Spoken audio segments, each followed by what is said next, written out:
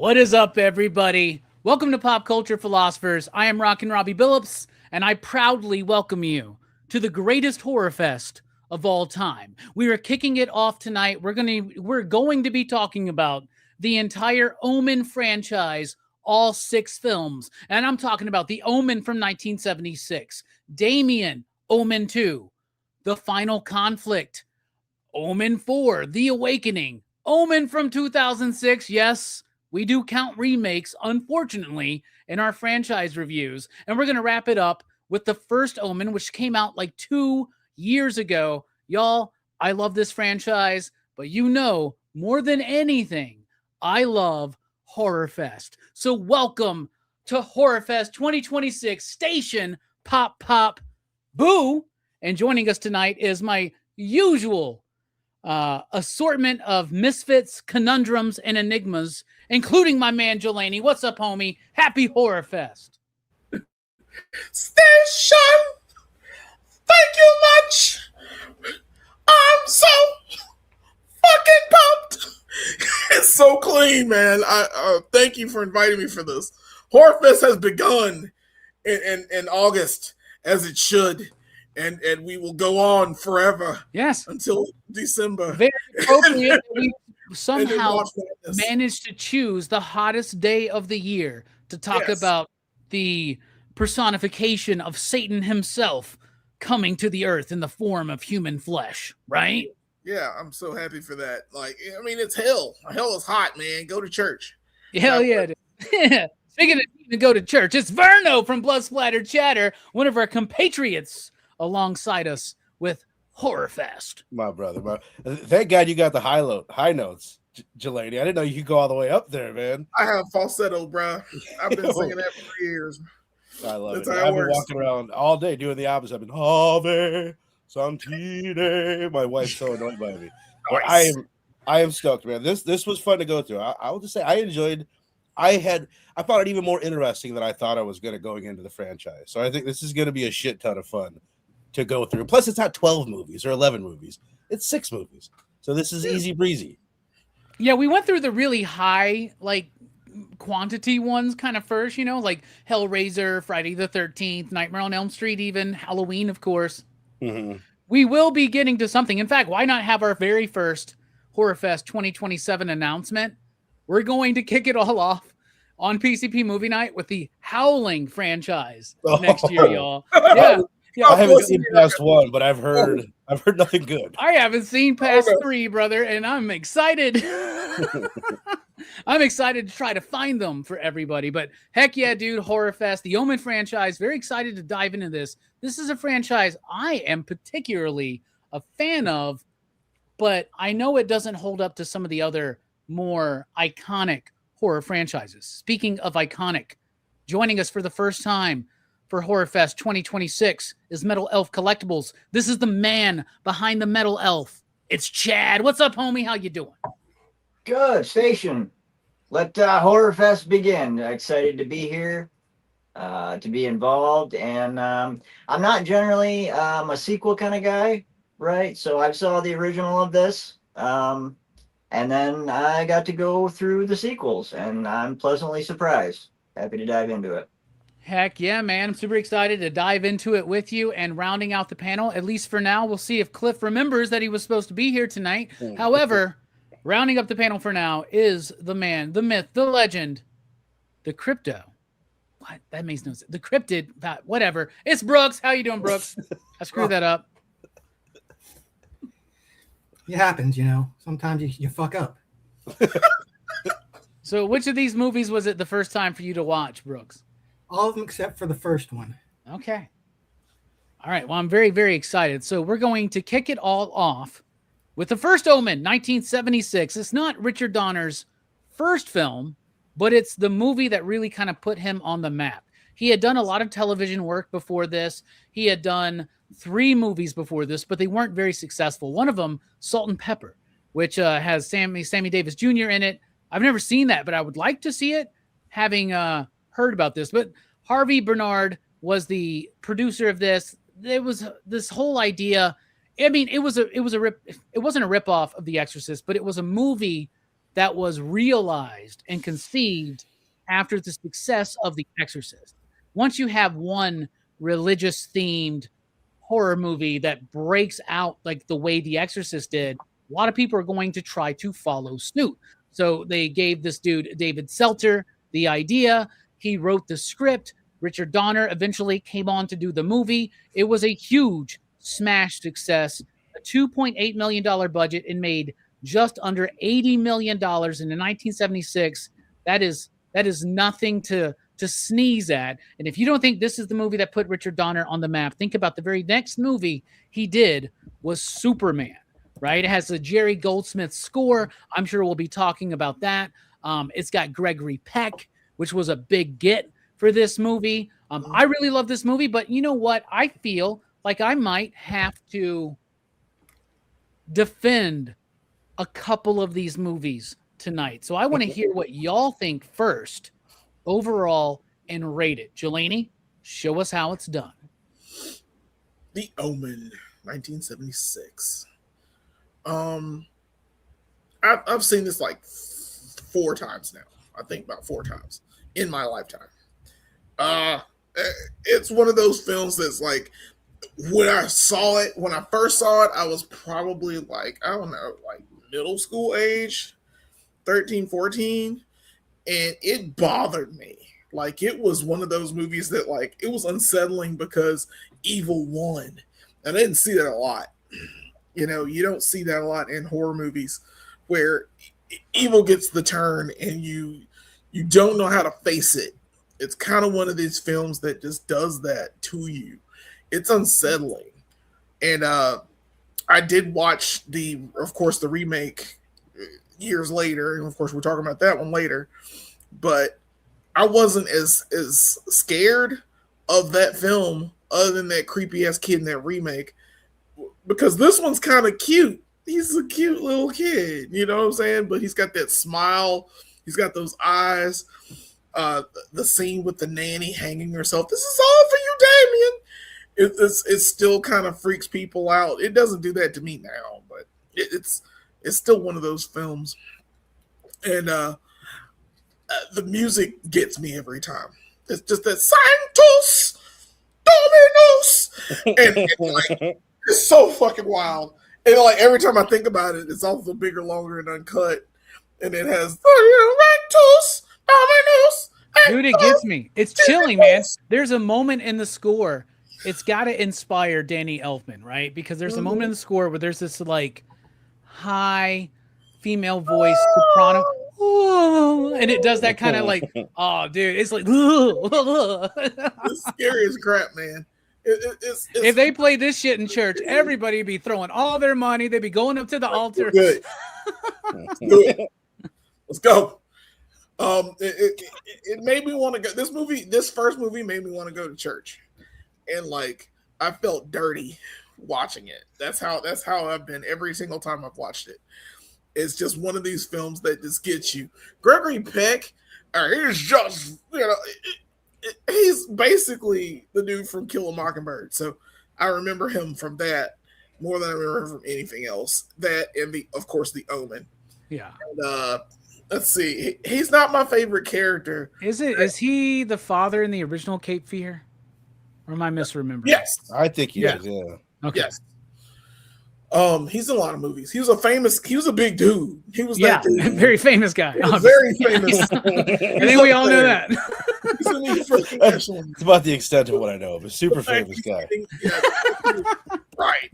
He's a big dude, but like as these movies go, we'll see these old guys, these old white guys, and you're like, who the hell are these people? And then you realize they're like huge actors. They actually made a lot of things happen. And so but Gregory Peck is awesome in this film. He's too old to be with Lee Remick. I know she's like 30 or something. He's like 67. It's just the way it looks. It looks weird. I love the setting. I love everything about this film. The kills are fantastic. It really what's his name? Warner? What's his name? Warner that gets his head cut off by the the photographer. The photographer dude gets head cut off. Yeah. That's a good kill. David Warner. Teenage Mutant Ninja Turtles: Secret of the Ooze. Yeah, baby. he played. Part Yeah, two. I like he's the guy who should have played Baxter Stockman, right? Yeah, he should have been Baxter. They ruined that too, but he was good. He was great in that movie. The best character to me in this movie is, of course, Patrick Troughton. He's the priest. He's Brennan. He's the second Doctor. Right? He's the second Doctor. Yeah. He's not my doctor, but he is a doctor. And Troughton is nuts in this. All Troughton had to do was be calm, bruh. Be like, look, you might not believe me, but your son was swapped out in a weird ceremony. He was born of a jackal, and he is the Antichrist. Yeah, maybe the approach is not just to be like, just show up in his fucking office and be like, let me tell you something. Just mention one time, like, I know this sounds crazy, but like, just slide that in. I know it sounds crazy. Bear with me, bro. I got photographs. I got documentation. That's what he should have done. He's so goddamn cryptic. He's like, I've seen it. I need atonement. Seen his mother. A jackal. Calm down, bro. Still my favorite character in this movie. I even love how he dies because he's like looking at the lightning rod hit him, and he's going, "No!" Just watching that shit happen for goddamn 15 seconds, man. Who are these newspapers that print that on the front page? Like, I don't know newspapers that put dead bodies on the front page. A sells papers. B is the UK. C it's basically their shock and awe. They don't give a shit. They're like, as long as it sells papers, we're gonna take a picture of it, we can print it and go with it. That's how the UK was back then too, and to the 80s, most through the 80s too. They're sensational. Anarchy in the UK. Yeah, they do it. They go there. But I love this film. I am glazing it a little too hard. I will give this one a 5. It is impressive because evil wins, and evil wins with the cutest baby smile you've ever seen. Yeah. You know the original ending, they all die, including Damien. Like it's a funeral for 3, and one of the producers, like at a screening, looked over at Richard Donner and was like, "What if the kid lives?" And he's like, "Oh shit! Yeah, what a brilliant idea! It's a great idea. And we can do sequels." Yeah. So a 5, you digs. That's a perfect score from Jelani. And let everybody just remember, we're in Horrorfest season now. That means we are all able to use the 0.5 Horrorfest bump if we feel it is appropriate. But with this movie, it's not appropriate because I agree with you, man. I'm just going to go ahead and get mine out of the way. 5, you digs. I love it. The Jerry Goldsmith score is iconic. It's amazing. The funny thing about that score, he had already been nominated several times for like best score for an Academy Award, and he was nominated again for this one. He's like, I'm against Bernard Herrmann, who just died. He was nominated for 2 movies.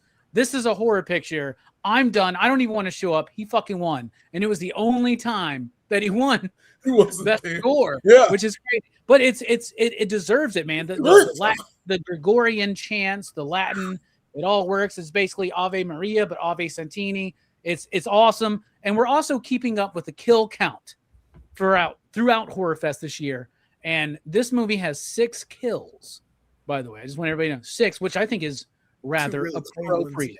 So a 5 from me, a 5 from Jelani. What about you, Verno? You out there in the chat, let us know what you think.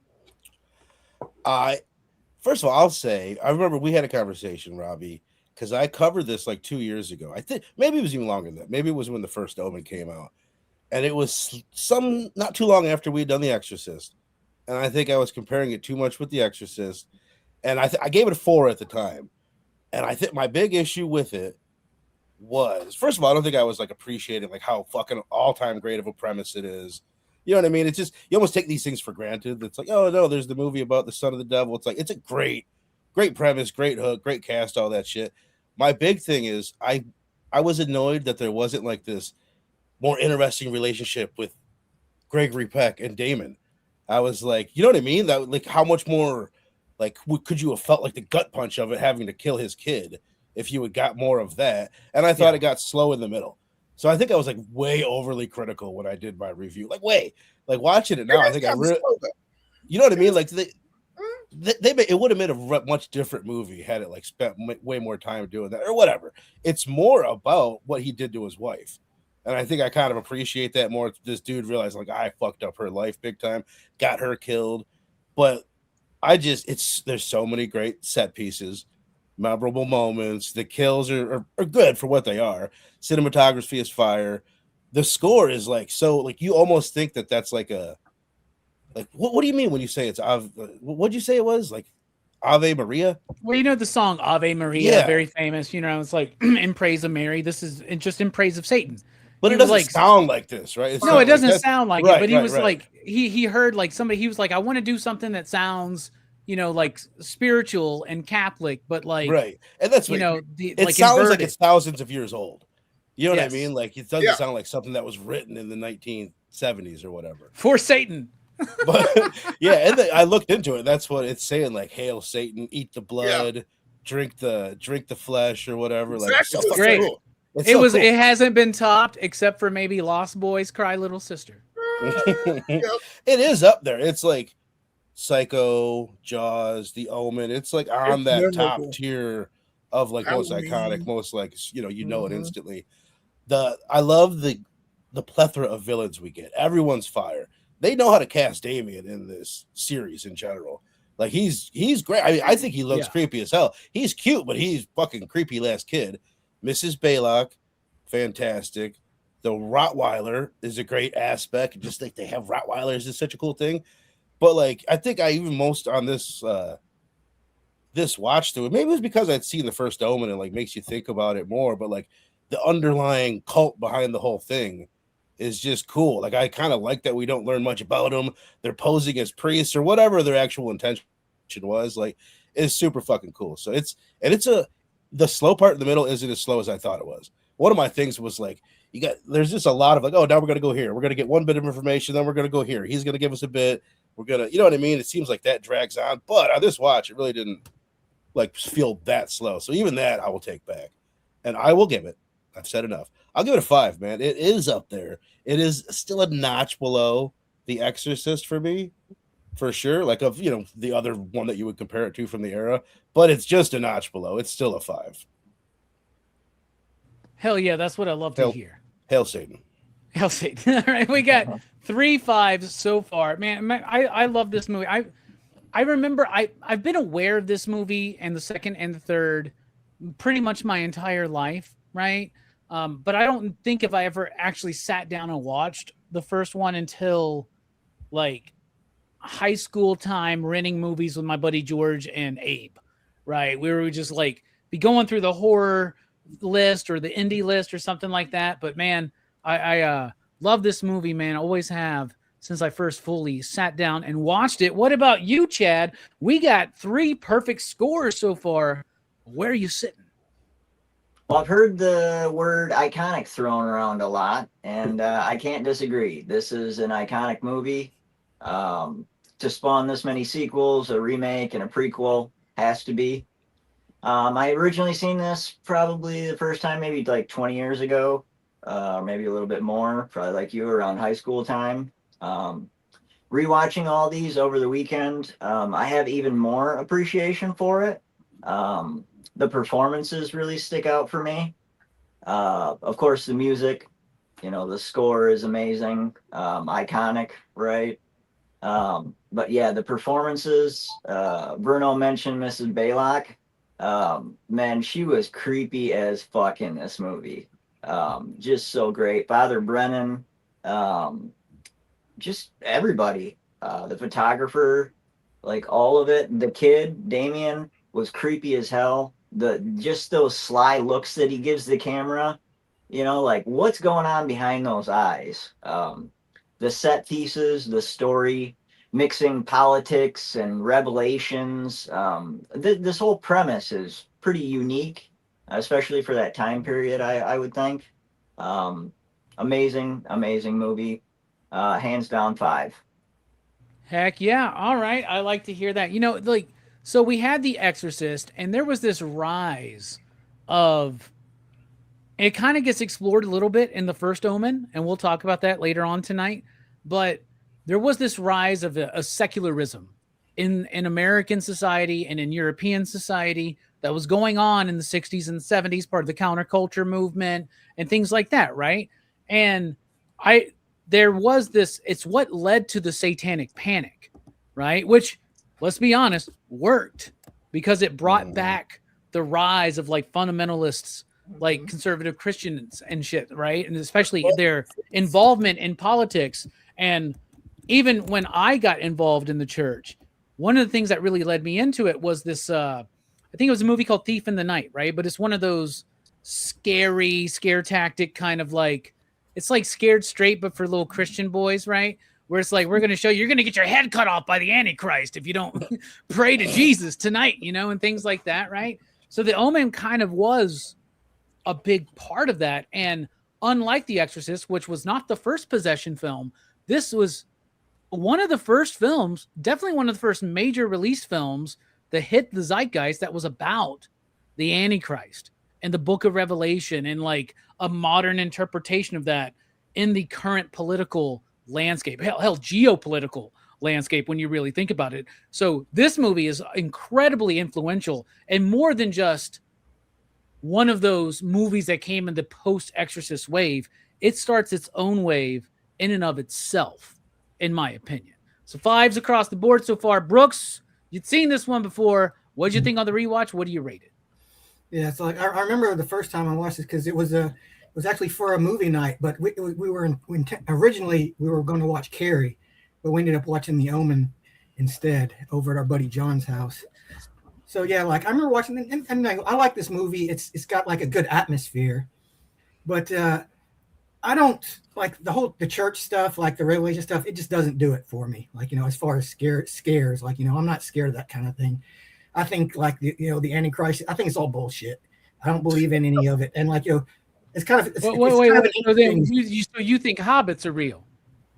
No. It's like a fucking book, dude. I do believe in the Valar, though. Fair enough. You should. Elves are real for sure. You got one right here. Yeah, but like, you know, I watched this. I kind of watched this movie in a way that like where I just assume that like, you know, Damien isn't actually the Antichrist, and like all these adults are just like weirdos that have like, you know, kind of bought into this whole prophecy, and like Damien like has no idea what's going on. He's just a regular kid. That's how Richard Donner filmed the movie. He actually like he took out a lot of the more deliberate and obvious supernatural elements out of it to make it feel a little bit more grounded.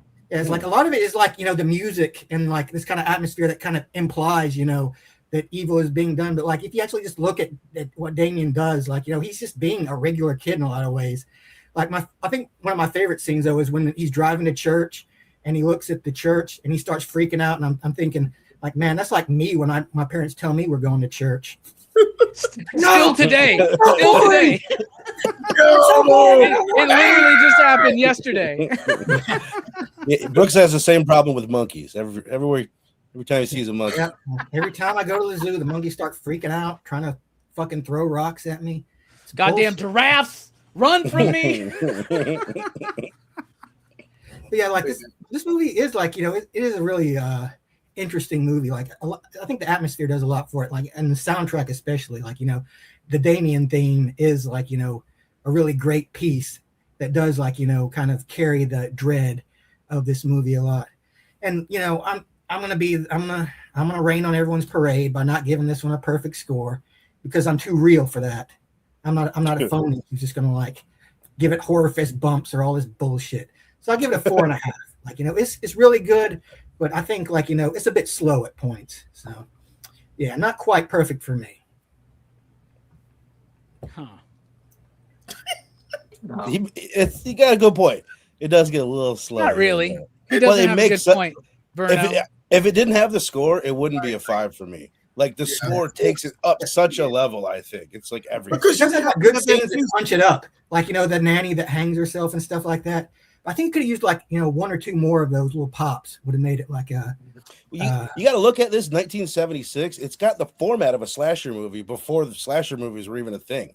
Like this is, and even the early slashers that you're looking at, Halloween has probably like 5 or 6 kills. Like if this movie had been made after Halloween or after Friday the 13th, they would have squeezed in a couple more. All right, so across the board, we got 5 you digs, except for Brooks, who decides to be pretentious as fuck tonight for some reason and give it a 4.5. So I appreciate that. You know, he's calling us out for our Horrorfest bumps. I just want everybody to know, not a good start to Horrorfest, Brooks. I don't know how well it's going to go for you in my eyes for the rest of the night.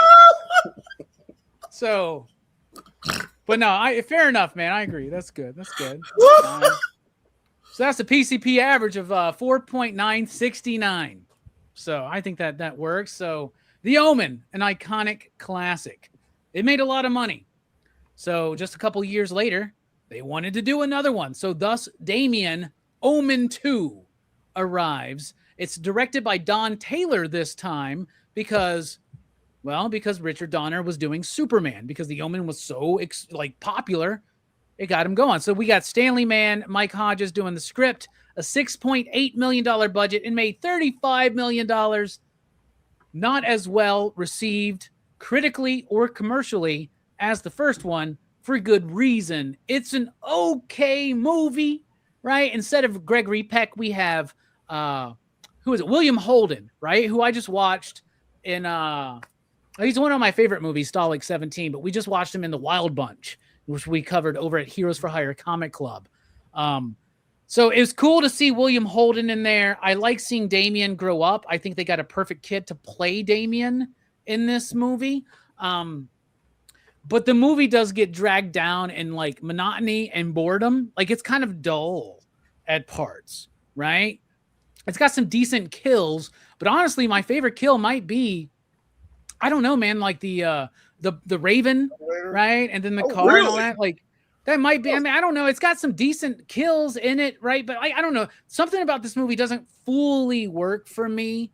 It's like we undercut a lot of the first movie, where like Damien no longer realizes who he is or has this sense of whatever. But I also love the idea of him developing his powers and getting emotional about it. Like when he kills his like cousin or whatever, right? You can feel like he doesn't really want to do that, but maybe he does. And I don't know, man, but the kid looks the way I think Damien would look. I mean, you said it already, Verno. These first 3 movies, that first kid, this kid, and then Sam Neill in 3, I believe that's the same fucking dude. Right. I believe this is like Richard Linklater doing Boyhood, and he filmed the same kid growing up for 20 years or something. But Omen 2 does not quite land for me. It's got a good, like, once again, we got Jerry Goldsmith back on the score. That's great. It's just got some weird stretches. It falls a little flat. It gets a little dull. I don't know, man. I'll go ahead and rate it first, because I with the Horrorfest bump, I still would land at a 3.5 for me, for Damien Omen 2. What about you, Jelani? Yeah, it is a downgrade. It's basically the same movie, except he's a prepubescent teen. So it's basically Damien has found out who he is. Thanks, Lance Hendrickson, again for telling us things. You know, it is what it is. It's fine. It's a part of this, whatever the Satanist cult is, bruh. They got like long fingers. They're everywhere, man. They got it so deep to where they had like William Holden remarry a Satanist cult leader. What are a Satanist cult lady? What the crap? What? Huh? So he's telling her at the end of this movie, hey, our son's the devil, the son of the devil. We need to like put these knives in him. Which, by the way, in the trilogy, I have a problem with the knives, because the knives are a weird bit. They're very overly complex, right? You got to stab this one. You only need one to kill him. You got to stab this one in this one area. Then you got to make a cross in a certain pattern. Yeah, it's such really.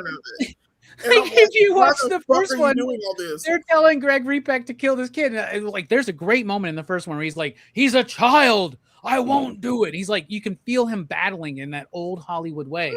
But it's like, if you want to convince somebody to kill a kid, maybe stabbing that kid with 9 knives is not the fucking easiest way. Like, just cut his head off. and you're good. Burn them or some shit like that, Do right? something worth your time and effort to kill him. Could you imagine if Van Helsing to kill a vampire had to do like fucking a 20-step fucking process? There'd be no vampire killers, man. It would just be overrun. And like, don't give it to like the person that's the most inept. Give it to talk about Gregory Peck. You got to get close to him and stab him. And then Gregory Peck not only takes the kid, but he speeds away with the child so the police can follow him. You stupid motherfucker! You knock the child out, put him in a bag, put him in the trunk, drive slowly. Obey traffic laws, get to the church, stab. The end. Because this is the funny part about the whole stabbing. Of course, you got to hit him a certain way, but you got to kill him first with the regular knife, and then the rest of them are his spiritual body. And no one in the other movies does this. It's so stupid. Even the 7 idiots that try and do it in the third movie, which we haven't gotten to, but even those idiots, I hate those idiots. Because I'm like, you're fucking up. Not only you fucking up losing knives. And like, you losing knives to kill him. And you don't know which knife is which knife, you fucking idiot. I hate them. I hate them so much. We're going to get the 3. But god damn it. Anyway, 2, I like the kid. The kid works. I like that he kills his cousin. It feels terrible. It's like a heart-wrenching tear. Because he's like, join me. And Mark's like, but I read the Bible and you're the devil and I can't. Then he's like, fine, aneurysm. And he's like, what the fuck? I hate the bird. I don't know why that kill pisses me off because that bird's not in any of the other movies. Like, you don't see, if I didn't see that bird, and the dog's not in it, that kind of makes me mad too. Because I was like, I thought it'd be more the dog than it is this bird. I guess for the rest of them, they were like, dogs are easier to work with than birds. Yeah, probably right. A crow's supposed to be a bad omen. Yeah. Oh, I get it. I mean, I get it, but I still don't like it. Like, if you're gonna do the dog, you need to do the dog and the bird. The bird on my my box set, the Scream Factory box set. It's Damien with the dog, and then he's got the ravens, and then on the back is a big raven. You would think the ravens would be a bigger part of the whole situation. It's a little, but it should be a bunch of fucking Rottweilers. Yes, for sure. Another thing about this film that kind of makes me mad. You have this whole cult, but then at the same time, there's this force that's like guiding it. So, like, once you say, "Hey, we need to kill Damien," or something's wrong with that kid, or this happens, they're immediately murdered. It's like they're cursed. Like, the second you said it, you're dead. It's like some Danhausen power shit, man. You are cursed. Yes, it's that Final Destination shit. Like, it's like death is coming for you now because I'm glad you mentioned that. Yes, me too, man. Somebody I was watching on YouTube earlier this week was talking about this movie is like the first Final Destination. Right, where it's like, because there's some weird stretches for these people to die, dude. A lot of like weird particular shit has to happen. An invisible death type character going around and leading to kill. Yeah, it's super Final Destination. But you get all that in 1 and 2 very well. Like, they do it very well. Like, the second you think that Damien is a problem, guess what, motherfucker, you dead. I love Mikosh Taylor. He's the doctor that's looking and finds out this jackal blood. He was also Designing Women and Mannequin. Just to let you know. Yes, that's right. He horribly dies with the dumb. Also, the get the fuck out of the way kill. He has the best get the fuck out of the way kill. Get the fuck out of the way. You see it coming. You're on the ground. Yeah, sure, it hurts. Roll your ass away. You can live through this. You can get through this, but he has to me, he has the best kill in this film. Now that I think about it, I really like the opening kill, like where the shits like where they just kind of resign themselves to being buried alive. That's pretty fucking chill. Yeah, Bugenhagen, man. I'm glad you mentioned the dude from Designing Women and fucking Mannequin was in this thing, man. Bugenhagen is also one of my favorite characters because he does resign. He's like, He's like, I guess we're dead now. I guess we found out that Satan is real. He shouldn't have gone out. He shouldn't have gone down there in the first place. Don't prove it to your friend. Don't tell your friend anything. Be like, hey, get this box of knives or get this box to these people. Shut the fuck up. Don't say why. Just be like, these people need to get this stuff. It already has a letter explaining what's going on. Damon's Antichrist. You got to kill him with these 7 knives. It sounds crazy as fuck, but hey, bear with me, bro. That's all you had to do.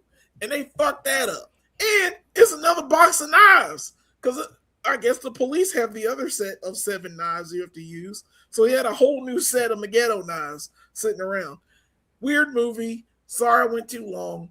The music's still fire. Yeah. I'm going to give it a 4. Oh, a 4. All right, that's interesting.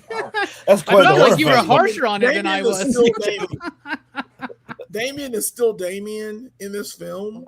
He just realizes it.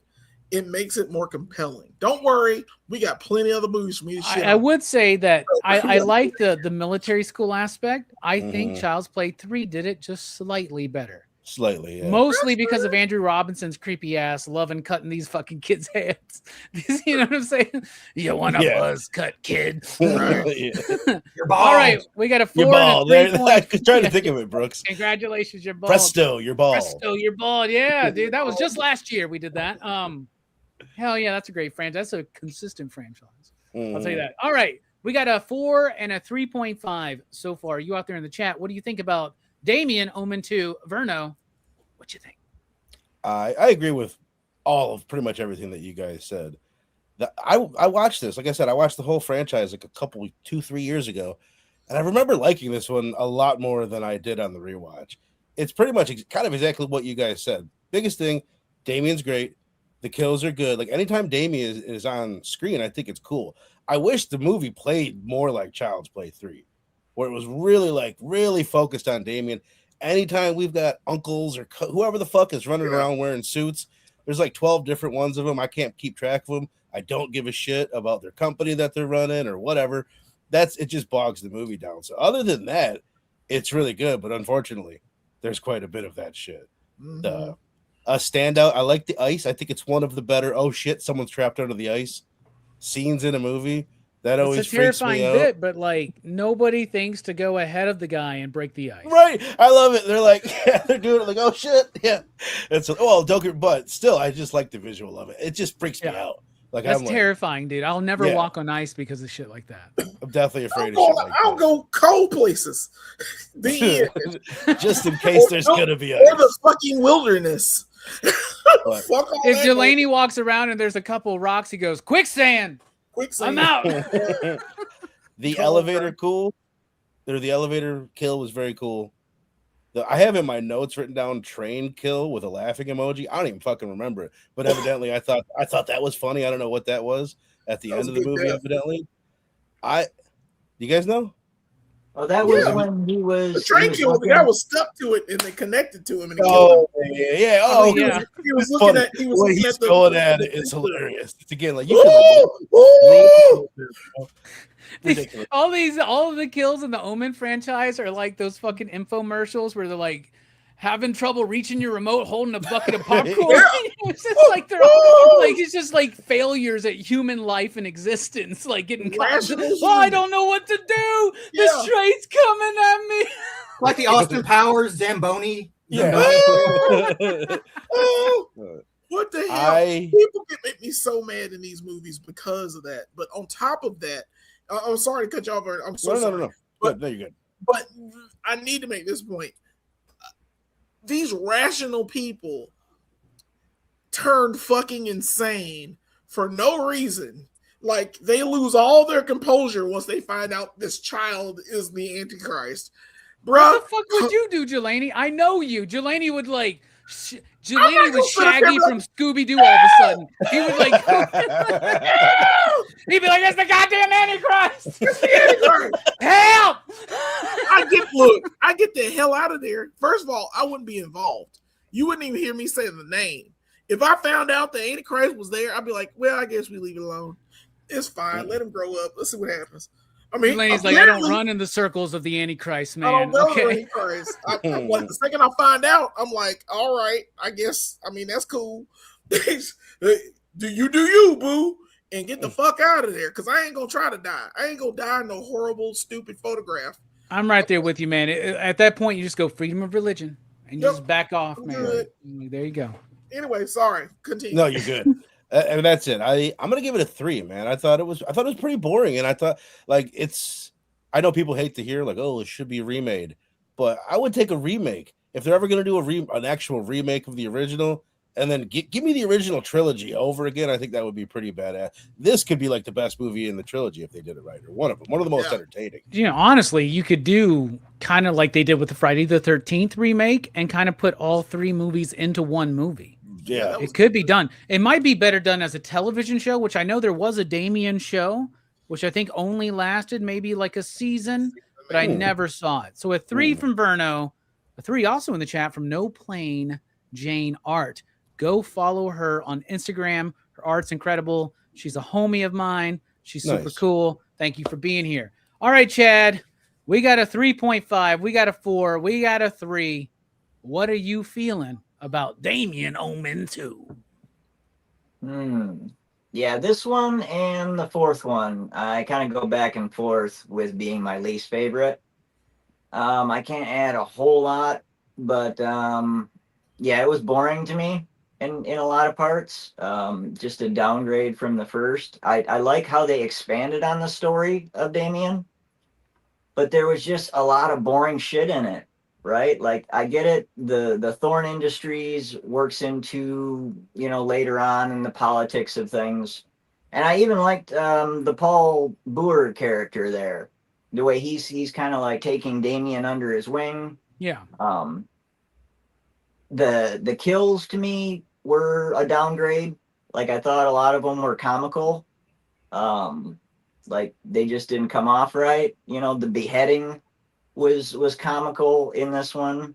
They recycled the lightning rod and the priest thing, except this time he got shards of glass in his face, but it was basically the same thing.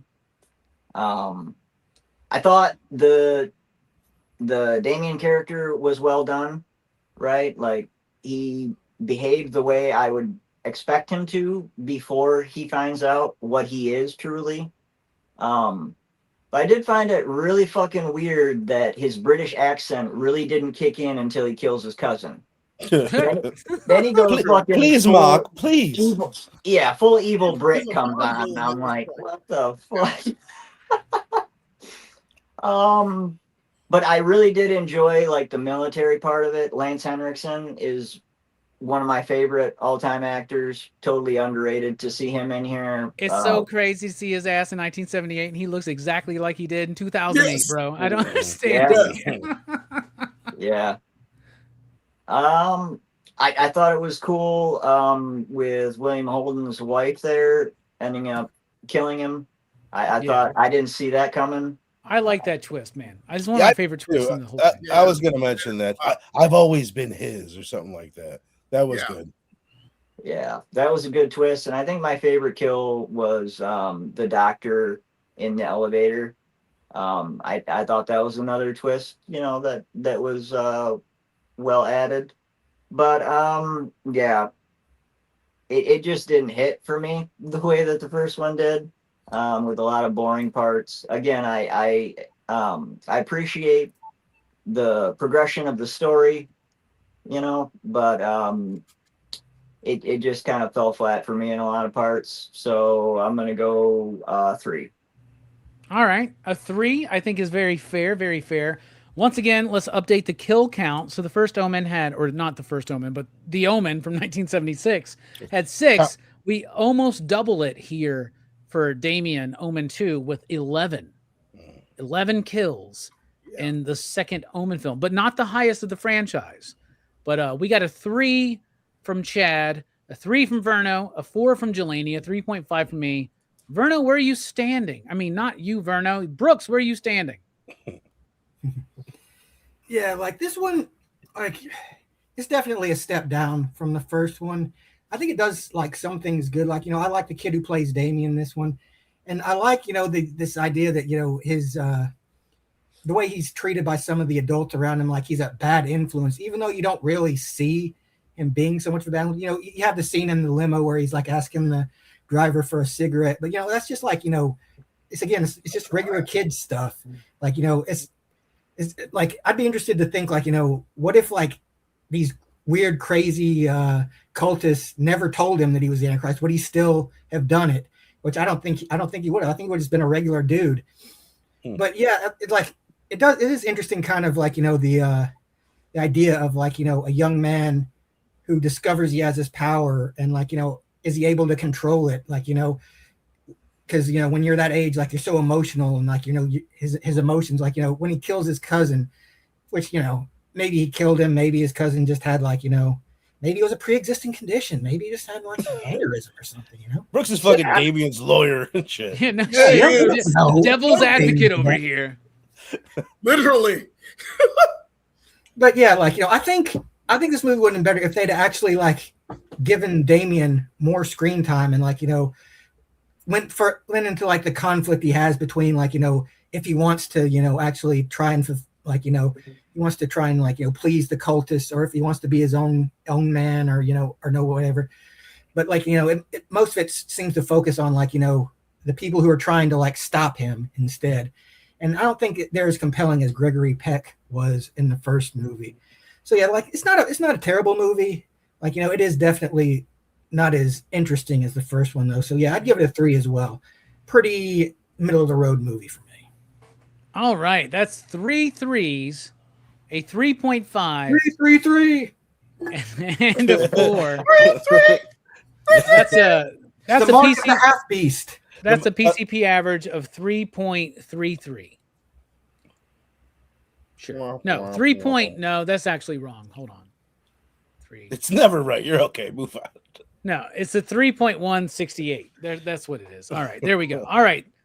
Thus brings us to the final conflict. The final conflict is the third Omen film, 1981, starring Sam Neill, which is the biggest thing most people remember about this movie.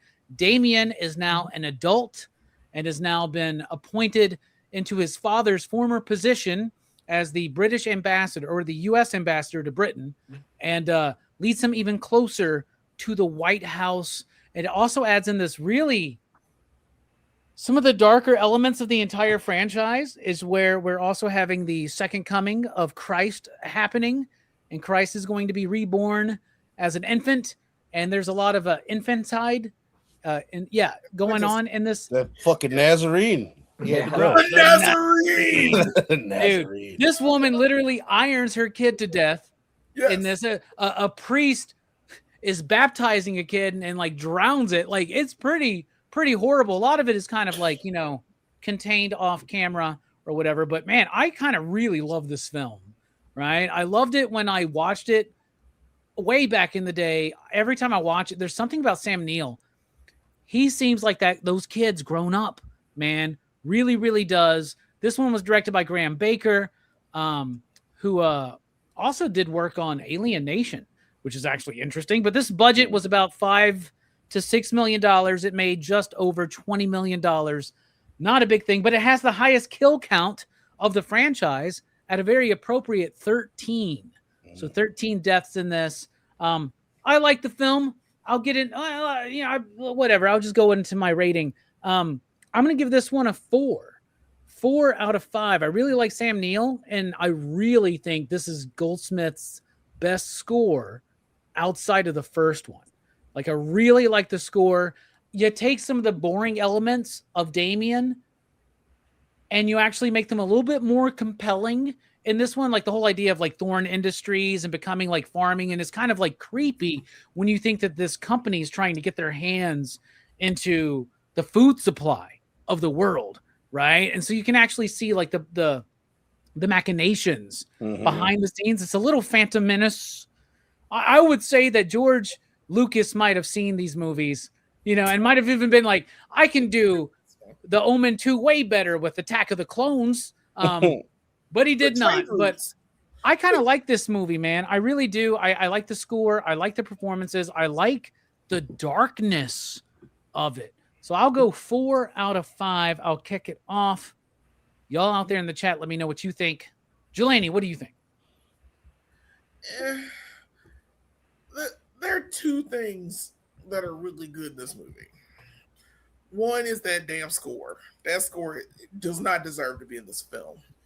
It's so good. It's so fucking good. Like he expands on the Omen themes, but like it's amazing. Like I think this score is the best score going forward next to the first one. Like you said before, it is very impressive. Oh god, it's orchestral. It's louder. It's more bombastic. It works for this film, but unfortunately, you get more of that like adult political. Yeah, kind of, like there's something there's a difference, but there's like a sameness too. It's really interesting. It works. It works really well. Yeah, one of the biggest things that saves this franchise is the fact that he did the score of 1, 2, and 3, right? Yeah. Which is crazy.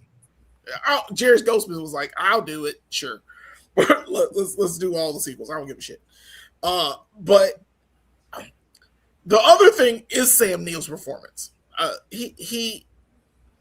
I'm not a fan of his monologue with the Christ with the crucifix. I hate that monologue. I don't know what it is. It's garbled nonsense he's saying. Then he puts his hands on the cross, on the crown of thorns, and like it should have bled then, but it bled at the end. It was just, bro. I love that shit. It's so emo, man. It is very emo, but it's so much work, and I don't like it. I don't like that. I hate that monologue. The best monologue he does, of course, is the monologue when he's with his followers and the camera's got his face like turned to the side and he's like, "Yes, you got to kill the Nazarene." Bruh, I love that whole speech. I don't know what he was saying halfway through that bad boy, but bruh, them followers was like on it. My favorite moments where he's like, "'Cause today is our Independence Day." Yes. And it's like, yes, because he felt like he was fighting aliens too. It was great. To be called the final conflict, there needs to be an Armageddon possible. There should be some left behind shit that should have been in this movie. Like people have already been raised up to the heavens. There's like beasts running around or something. Something is fucked up. Like the world is in turmoil, but I didn't feel it. There should be fucking jackals running around, crazy ass locusts, dogs, crows riding on the backs of Rottweilers. Exactly. All that shit. It should have happened in this film. And instead, dude, it's so weird, man. When I was a kid, I was always so obsessed with like end of time, like end of days prophecies and the Antichrist and Book of Revelation. Like I love this movie, especially like I felt like it was a triumphant ending to the defeat of Satan. But when I watched it, dude, I'm like, wait, Jesus just shows up and he's dead? Like Jesus just shows up? You should have been here this whole time. What's the whole point? What's the whole point of this whole Antichrist thing if you're not doing the whole Antichrist thing? Like this should be the Book of Revelation by this point in this movie. We wanted Left Behind, bro. You want Left Behind. You want to be the world's in like fucking confusion. Like it is trash. Like people are getting scooped up by shit. It's got to be wrong. You know, people bleeding out of their eyes for no reason. Shit like that should be going on right now. And Antichrist is like, but I'm in charge. You know, and he's like the leader of the free world. That's what I thought 3 was because I never saw 3. I only saw 1 and 2 like prior to this. This is my first time watching this one. I'm not a fan. I don't like it. I would watch it again, but Infanticide, I can't even say it anymore. Infanticide is fine. Baby killing, sure, kill some babies. Why not? It's evil, it's sick, and satanic. The way they do it is still kind of stupid to me in a lot of different ways. Sam Neill doesn't give the greatest performance, but he is the highlight of the movie. The way he's killed is the dumbest shit I've ever seen. the temps on his life on top of that, and I mentioned it before, those stupid motherfuckers. Bro, it's like the fucking Three Stooges are trying to get his ass, man. What are you doing? You're riding a horse with a knife. Like if you had like a lance or a sword, it makes sense. But like, get off the horse, idiot! What about the dude who's like, I'm just gonna drop on stage? Fucking moron! I'm gonna drop from the ceiling and fuck it up. He winds up tied up in a rope, catching on fire. He's idiot. I hate it. The first time I saw that guy, I was like, y'all gonna fuck this up. This is some Final Destination shit, man. Yeah. Like, these people have to work extra hard to get themselves killed in this movie, man. Like, they're doing it to themselves. It's so terrible. And like, I love the dog kills. I love the dog kill. I wish I'd seen that. I wish they'd shown me the actual dogs tearing to shreds. That'd been great. It's a lot of weird shit going on. Like his henchman, his main dude, it may or may not have had the Antichrist child. He was born the same day. He was like, no, he was born 10 minutes after the 666. And I'm like, bruh, nah, bruh. And you don't know if you got Jesus. Did you get Jesus? Did Jesus die in this movie? I don't know. It's so ambiguous that I don't know if Jesus died. Like, did you? Jesus shows up at the end. Yeah, he's literally in the movie. I know that. I'm saying he's not the Christ child. He's not the. Yeah, I don't know. That is a good point. Well, I don't remember. Did the mom end up like killing the baby? Yeah, did he build the baby? They killed the one baby with the iron, right? Which was dude's like son or whatever. Right. But maybe one survived, right? Because weren't they saying they're like, it doesn't matter. Jesus came back, dude. It was over. Right. Yeah. One stab.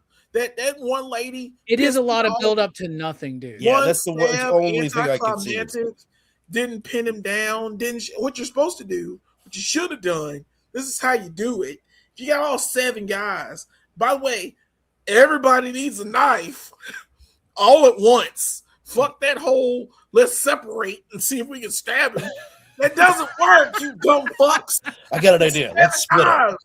Buchenhagen said it in the first movie. You need 7 knives to stab him in the heart and then stab him in other spots so they come back. You dumb motherfuckers. It hurt me so much. Shoot him first. You shoot him first. When he's incapacitated, of course he can come back. You shoot him first. You grab him. You hold him down with 7 guys and stab the shit out of him. The end. That's the movie. Or there should be some apocalyptic event that happens while this is happening. The earth shaking, earthquakes, fires, mudslides, the LAPD. Something should be going on for them to be like a final conflict. Don't call this movie the final conflict when there's a lady that's pissed off her son's dead, stabs in the back and in the back. It's bullshit. I don't like it. This movie gets a 2. Damn.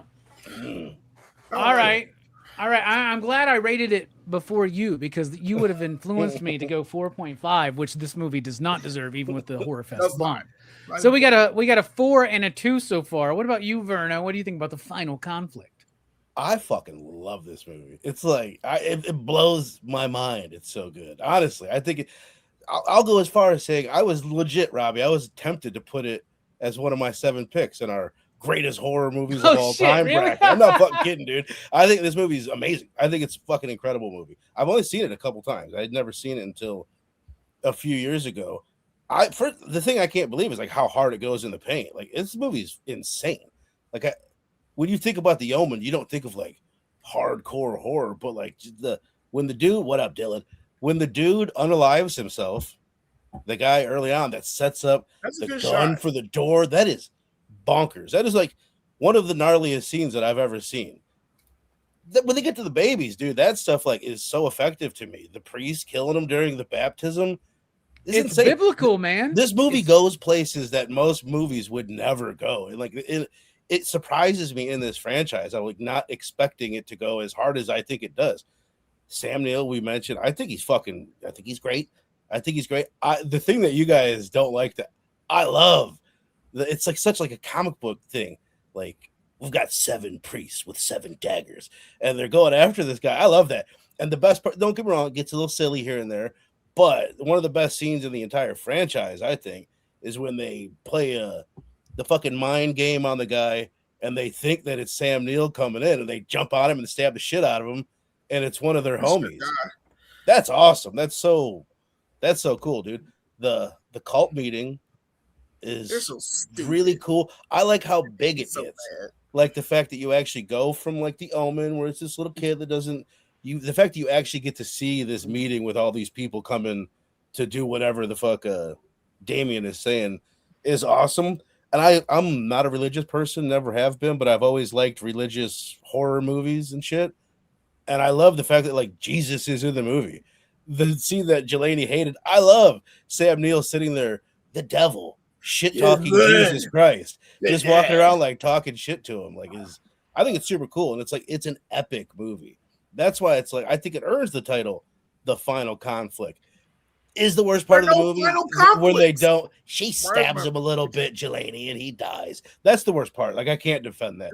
That sucks. Me, it's like I think it's for me. It's like an hour and 50-minute movie or whatever it is. I'm really impressed with how much shit keeps happening that I think is cool. Like the story, like they don't add that element of we're gonna start killing babies until like an hour, 15 hour, 20-minute into the movie. And I think that's a really, really cool element to add in the third act.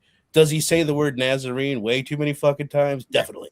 That sucks. And the kill at the end sucks. But I love Jesus coming back and everything, as corny as it is. I love it. I think it's super cool. Like I don't know. There's something about it that 100% works for me. Like I love the movie. And I don't normally do the Horrorfest bump, but I will do it. And I will go a fucking 5 on this movie. I love it. I think it's amazing. The Final Conflict. We got a 5 from Verno. That's awesome. And yes, Dylan, I got the awesome Shout Factory box sets, which I haven't even been showing these off. But there's the first one right there. There is the second one. Love that cover art right there. Love that Joker. And then the third one has. Love that Damien. Yeah, there you go. So we'll get to the rest of them. They're falling. All right. So Man of 5. Holy shit, dude. That's crazy. You're like, a 4.5 is outrageous. I'm like, hold my beer. Yes, I was like, that's nuts, man. I gave it a 4. So that's wow, that's nuts, man. All right, Chad, what about you? What are you thinking? Wow. I really, really like this movie. The way that it ratchets up the sinister aspect of this, right? With the revelations, really, with the Christ child being reborn, with killing the Nazarene child, and just Sam Neill's performance in this, right? Like, you can tell he's really come to embody and accept. Like, how many times does he pull out the Bible and like start quoting stuff and this is what's going to happen. This is what we're going to do. Like, he has such confidence in the role. The monologues were great. I will say there were a few times where it did get a little bit cheesy. Like, a few times, the one where he's like just walking by himself through the dark, and he's kind of muttering to himself. Like a couple times it seemed a bit much, but the rest of it was so great. It really starts to play into the apocalypse, to Armageddon, right? Like the pieces are falling into place. You see he's starting to gain control of the Emerald Isle and in America, and all this is coming together. The performances were great. Yeah, the scene with his followers, we hear you, we obey, we hear you, we obey. Just that sea of people ready to do his bidding was great. Was really great. The dark aspect of this really playing into the satanic aspect. Like, I don't feel that was really on highlight in a lot of the other movies, right? Like, it's mentioned, but you actually see him embodying the Antichrist and, bringing this to fruition however he can, murdering, every child born on that date, whatever it has to be, he's gonna do it. But I will fucking agree that ending is anticlimactic as hell. Like, That's it. Yeah. All this shit, and it gets stabbed in the back. And it just ends, dude. It's over. Are you It serious? just stumbles and I was falls on mad the as altar. And, You have no idea how mad I was. yeah. I was like, I thought there's more to this. There's not more to this. Let me add to like what you're saying about like all the pieces fall into place. I like that he's still human, though. You know what I mean? It's still like showing like it's a dude. He had to do all this. Like it was destined to happen or whatever. But like he's still moving pieces to make it get there. And then there's one little scene. I think he's when he's talking to that reporter chick, and he's like, "Let's have dinner after blah blah blah. And I'm gonna bang you." And she walks away, and he's like, he gets into the elevator. He's like. He like takes it's like such a human thing, and like they add that into the Damien 2 or in the Omen 2, they have him like I don't know. I like the way that they treat him in the series where he is a human being. Also, Yeah. But, sorry. Yeah. No, I would add that as well. Yeah, being human, and then the reporter Kate, and that plays into the whole the youth council thing. I mean, what better way to grow your army than to get the youth? Right, like well, it's like playing into the Hitler Youth thing and all that stuff, right? Yeah, exactly. Yep. With all of it, yeah, I love this movie. I thought it was great. It tickled my dark side. I'm gonna give it a 4. Nice. A 4 from Chad. So far we got a 4 from me, a 2 from Jelani, a 5 from Verno, and a 4 from Chad. What about you, Brooks? Where are you sitting? Dylan's giving us a 3.5. Fair. Yeah, like I think this was definitely a step up from 2 for me. Like, you know, I like how it goes. It's not afraid to get a little darker with, like, you know, the whole killing all the babies, the kind of parallel between King Herod type shit. But yeah, and like, you know, Sam Neill of course is great. Like, you know, I think I do find the scene where he's talking to the plaster Jesus on the cross to be a little bit ridiculous, but you know it's just kind of villain shit. But like, you know, I like you know, he's kind of coming to his own in this one, and you know, I think kind of the most like ominous thing about him is his relationship with this kid. You know, this cherubic little child with this like baby face who's like so devoted to him. I think that's like, you know, kind of like the real kind of scary thing about Damien is how much influence he has over, like, you know, youth, because he's a very charming guy. Like, you know, he's very approachable. He seems like a normal guy, but you know, he's doing evil, but you know, it's like he puts on the front, you know, of just being like, you know, oh, I'm just a businessman, you know, I'm trying to do something good, you know, like, you know, the way he kind of couches what he's doing in, like, you know, philanthropy sort of. And you know, of course, Sam Neill's he's great in this movie. It is a bit like anticlimactic, I think, but maybe that's kind of the point, because you know, if once evil's dead, like, you know, what is there from there? You know, like, you know, it's over. It's just back to normal. Yeah, I would have like, you know, if I'd have made this movie, I would have tried to like put a scene at the end where he's talking. He's like, "You win this time, Nazarene," and Jesus like looks at him like, "Do I know you, bro?" I think what should have happened is that then all of a sudden Damien jumps out behind Christ, beheads him, and then you find out that it's not Damien who dropped dead, but it was like one of the priests wearing a Damien mask or some shit. He's holding Jesus' head and dead babies. Like the movie ends. I just win. That might have been a little too big of a pill for people to too much for 1981, bro. Yeah, you're ahead of your time on that one, I think. You kids are gonna love it though. But yeah, like, you know, this one was I definitely enjoyed it a lot more than 2, so I give it a 4 as well. Like, you know, I think it's an interesting, it's a good ending to this kind of original trilogy. And you know, they did make one more kind of that's, I guess, sort of like connected to this, but I guess kind of the prequel does kind of connect to the original trilogy too. But I think, like, you know, as far as like, you know, just the first 3 as a trilogy, I think it's a good ending to it. Yeah. All right. So a 4 from me and Brooks and Chad, a 5 from Verno, and a 2 from Jelani. That gives us a PCP average of 3.869, y'all, which I think is pretty good for the final conflict. Yeah. Well, I had to balance out Jelani's haterade. I had to. I appreciate you doing it, man. I mean, I believe that Sam Neill was a great, fantastic actor. Rest in peace, sir. You were great, and I gave him one of my 2, and the score is fire. But like, it's because of that ending. That ending like negates everything. You should have had. This should have been the final conflict. We didn't have no final. Even if they just shot it better, even if it was a more dramatic shot, like of it just him didn't being do it. Stabbed, would have added a lot to it. Yeah. It's not even. There shouldn't be a horse. There shouldn't be a fox hunt in the middle of the apocalypse. That's just me. Yeah, I don't think we need to have a fox hunt in the middle of the apocalypse. I don't know.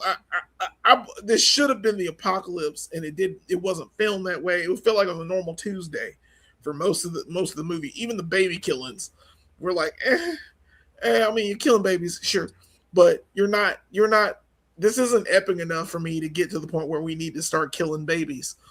I don't know. I've seen post-apocalyptic movies, and this ain't it. You know what I'm saying? It's because this isn't post-apocalyptic; it's apocalyptic. I think it's more like you wanted a different movie and they didn't make that movie, which is fair enough. I totally get that. But I saw Left different Behind. thing. That's what we need: chaos, confusion from everyone. Like it should be. Like It was You headed talking about the Kurt Cameron or the Nicolas Cage Left Behind? don't matter. I'm not getting into those. It doesn't matter.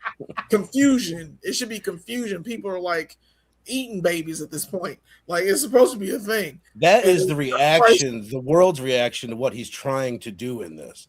You know what I mean? You're seeing the inner, like you said, the machination, Robbie, of like getting to that, what would cause that mass global confusion. Right. All right. It should be that. Don't worry, this is not the final conflict tonight, because if you thought this was a fun discussion, wait to see where we go from here, because man, the second half of this franchise, what a wild batch of movies to discuss when we get back after this short break here at the beginning of Horrorfest 2026 with the OMEN franchise.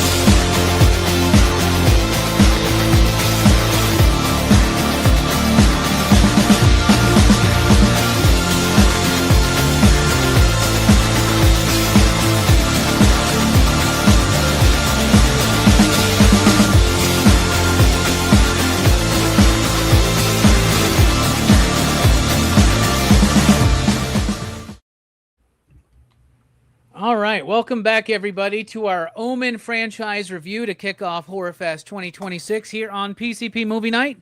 Horrorfest, of course, is produced in conjunction with a lot of great channels, including Dylan's Horror Show, Blood Splatter Chatter, One Collection Down, Metal Elf Collectibles, and Heroes for Hire Comic Club. We have 69 movies that we're covering across all of the channels from tonight until Halloween. It's the most expansive, most elaborate, most comprehensive. Some have called it the greatest horror fest of all time. Let's see if we can live up to that. So far, I've loved the show. We have The Omen with a PCP average rating of 4.969. DAMIEN Omen 2 with a PCP average rating of 3.168. And The Final Conflict with a PCP average rating of 3.869. Thanks to some valiant moves by Verno. He showed up to go, ah! Anyway, 10 years would lapse until we got another Omen film, and that film would be Omen 4, The Awakening. I got my Blu-ray copy right there. The first time I watched this movie, because I didn't even know it existed, first time I watched this movie would have been when the DVD box set came out, the first one that didn't have the remake in it yet. And all of them, I remember all three of the first Omen films were like red and black, but The Awakening was like a blue or like a green DVD, right? And I remember watching it and really liking it, right? Like I remember watching it with my homie James Lineback, man, and we loved it. We had so much fun with it. Now we were probably drinking, right, and doing other things, but we had fun with it, right? We're like, it's the same movie, but it's a chick this time. Then there's the added twist, which is odd as fuck, that this is Damien's daughter, which is carrying the embryo of Damien that a doctor takes out of her to put into her adoptive mother to then, at the end of the movie, rebirth Damien. I thought that shit, when I first watched this movie in my early 20s or whatever, I thought that was wild. I thought it was crazy. Is this movie's got the kill where the cross goes like, whoosh, right? Dude, I love that kill. This movie goes ham at a certain point. And I've been telling everybody for years, man, Omen 4, The Awakening, fucking fantastic, y'all. Check it out. On the rewatch, I'm watching this movie. I'm like, oh no, I've made a mistake. Like I got a message from Verno being like, bro, I think the fact that you told me to pay attention to Omen 4, the Omen 4 is actually hurting it in my eyes right now. Pay close attention, but that's not good advice. But I'm watching it. Your phone for it. Yeah, don't pay too close of attention. But I'm watching it, and this is the first time I've watched it since then, right? And I watch it, and it's really dull.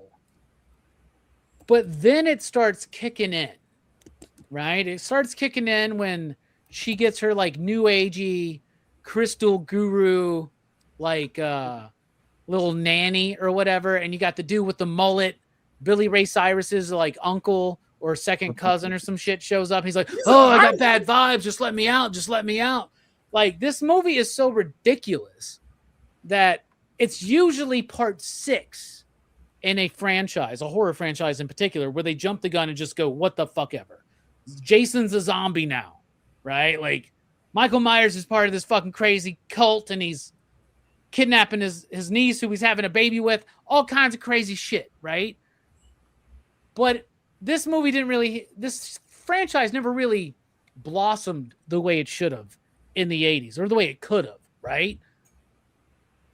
But there is something about part 4 I like. Once the private detective gets involved, I think it picks up a little bit. I'm not saying this is a good movie. I'm saying I like this movie. And I'm not going to rate it till I hear what you guys think. So, Delaney, what do you think about the film and what's your rating? Are you serious, bro? Yeah, man. Yeah, I want to influence this one. Oh, fucking dog shit. Okay. The Omen 4, The Awakening. Oh, by the way, this was a It was intended to be a theatrical release, but it was in fact a made-for-television movie. It wasn't made for television, but it got relegated to television. It debuted on Fox in '91. I don't think the ratings were good. So, oh shit. Okay, so yeah, it is as 90s is gonna get. This movie reminds me of, you remember those the Phantasm movies that was in the 90s where it was like the kids. Or the three. You're talking about three. You're talking about three. I think it was three. Yeah. Oh God, it's that. It's the music. The music is overwrought and terrible in this film. I hate the music in this movie because it's a little Jerry Goldsmith that they bastardized to make this movie work.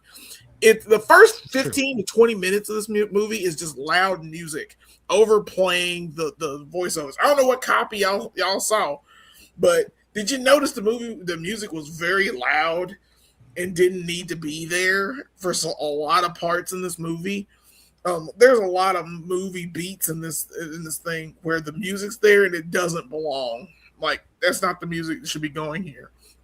I hated the music here. Hey, let's make the Omen, but with a girl. We do that with Ghostbusters too. It went well. It's just the girl, I can't stand her. That kid might be like worse than the kid that was in that Satan's Little Helper movie. I hate that kid in Satan's Little Helper, but this little chick, she pissed me off. I know Phantasm's awesome, Dylan. I'm not talking about that one. I'm talking about the third one. But whatever. I like part 3, Phantasm 3, me personally, but whatever. None of the characters are memorable in any way. Like, they're 90s people. The guy, the private detective, he's the mayor in Godzilla. He plays like Siskel or Ebert. I think he's Ebert. The big guy? Yeah, the big guy. He's the guy that's familiar. Godzilla. He dies dumb because he also watches his death with the ball. The ball swings and it hits him, but he's got. I love that shit though. The wrecking ball, dude. I fucking love that, dude. I don't know, man. I love that shit. Jesus Christ, Latter-day Saints. Omen 4 did not need to happen. You could just take this one out of the out of the canon, and it wouldn't matter at all. It feels tacked on. It feels cheesy. It feels overwrought. I am not a fan of this film. It is dog shit to me. I'm gonna give it a 1. It is dog shit to me. I don't care. I'm sorry, y'all don't know what y'all watching, but y'all I don't know what crack you smoking. Well, they haven't spoken yet, but most people say this is the worst one, which I think is not the case. It's 3 and 4. 3 and 4 are just like hot dogs. That's ridiculous. All right, a 1 from Jelani for the Omen for Awakening. The Awakening. What about you, Verno?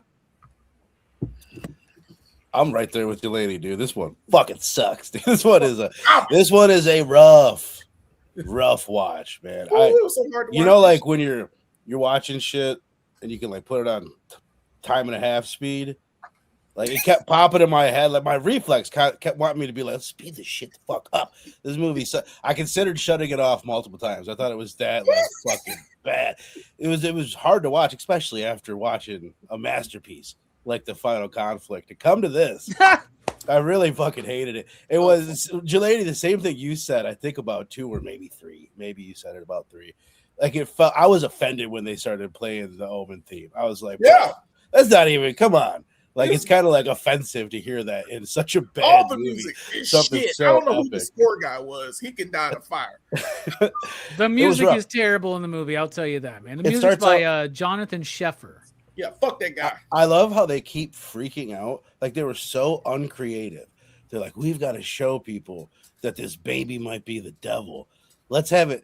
Oh, what if it scratched the mom's face? Oh. Like, babies scratch faces all the fucking time. It's what babies do. They act so fucking weird about that, dude. Well, what if we're giving it a baptism and it starts to cry? It's like babies fucking cry all the time. There's nothing weird about that. What if we have her bite the head of her Barbie? It's like, bro, you ever seen a kid? All they do is bite the heads of Barbies. Like, this is so stupid. And like that, nobody was like, let's think of better things to make the little baby look evil. It's terrible. I'm right there with you, lady. Hold on. The fact that there's a psychic fair is the most silly thing. I don't know. Maybe fucking they love it, exist. dude. Maybe they I'm exist. so glad there I was thought a it fire. so I'm stupid. glad This is what I love. I love that they like, for some reason, somebody was like, these movies are too Christian. What if we had it be about like psychics and crystals and shit like that? Like nobody so cares about weird. religion anymore. Let's do this. I don't know if I like it, but it's funny. Like when the decapitation with the guy in the car, and then you don't see the head, you just see the ball with the clown head rolling on it. Yeah. But it's also like comical at the same time. So that's stupid. I also like. I'll give it a 1. A 1. A Jeez. 1. I'm right there with you, lady. I fucking hated it. It was the hardest movie that I've had to watch for a show. Probably since like one of those Texas Chainsaw Massacre movies that we did. Honestly. Those are bad. Yes. All right, we got 2 1s so far. I also really like the kill where the nanny goes out the window and lands on the little merry-go-round thing or whatever. I don't know, whatever. All right, that's fine. You know what though? I'm not attached to this movie like I am Funhouse, so this doesn't hurt as much. But Chad, what do you think about the Omen 4, The Awakening?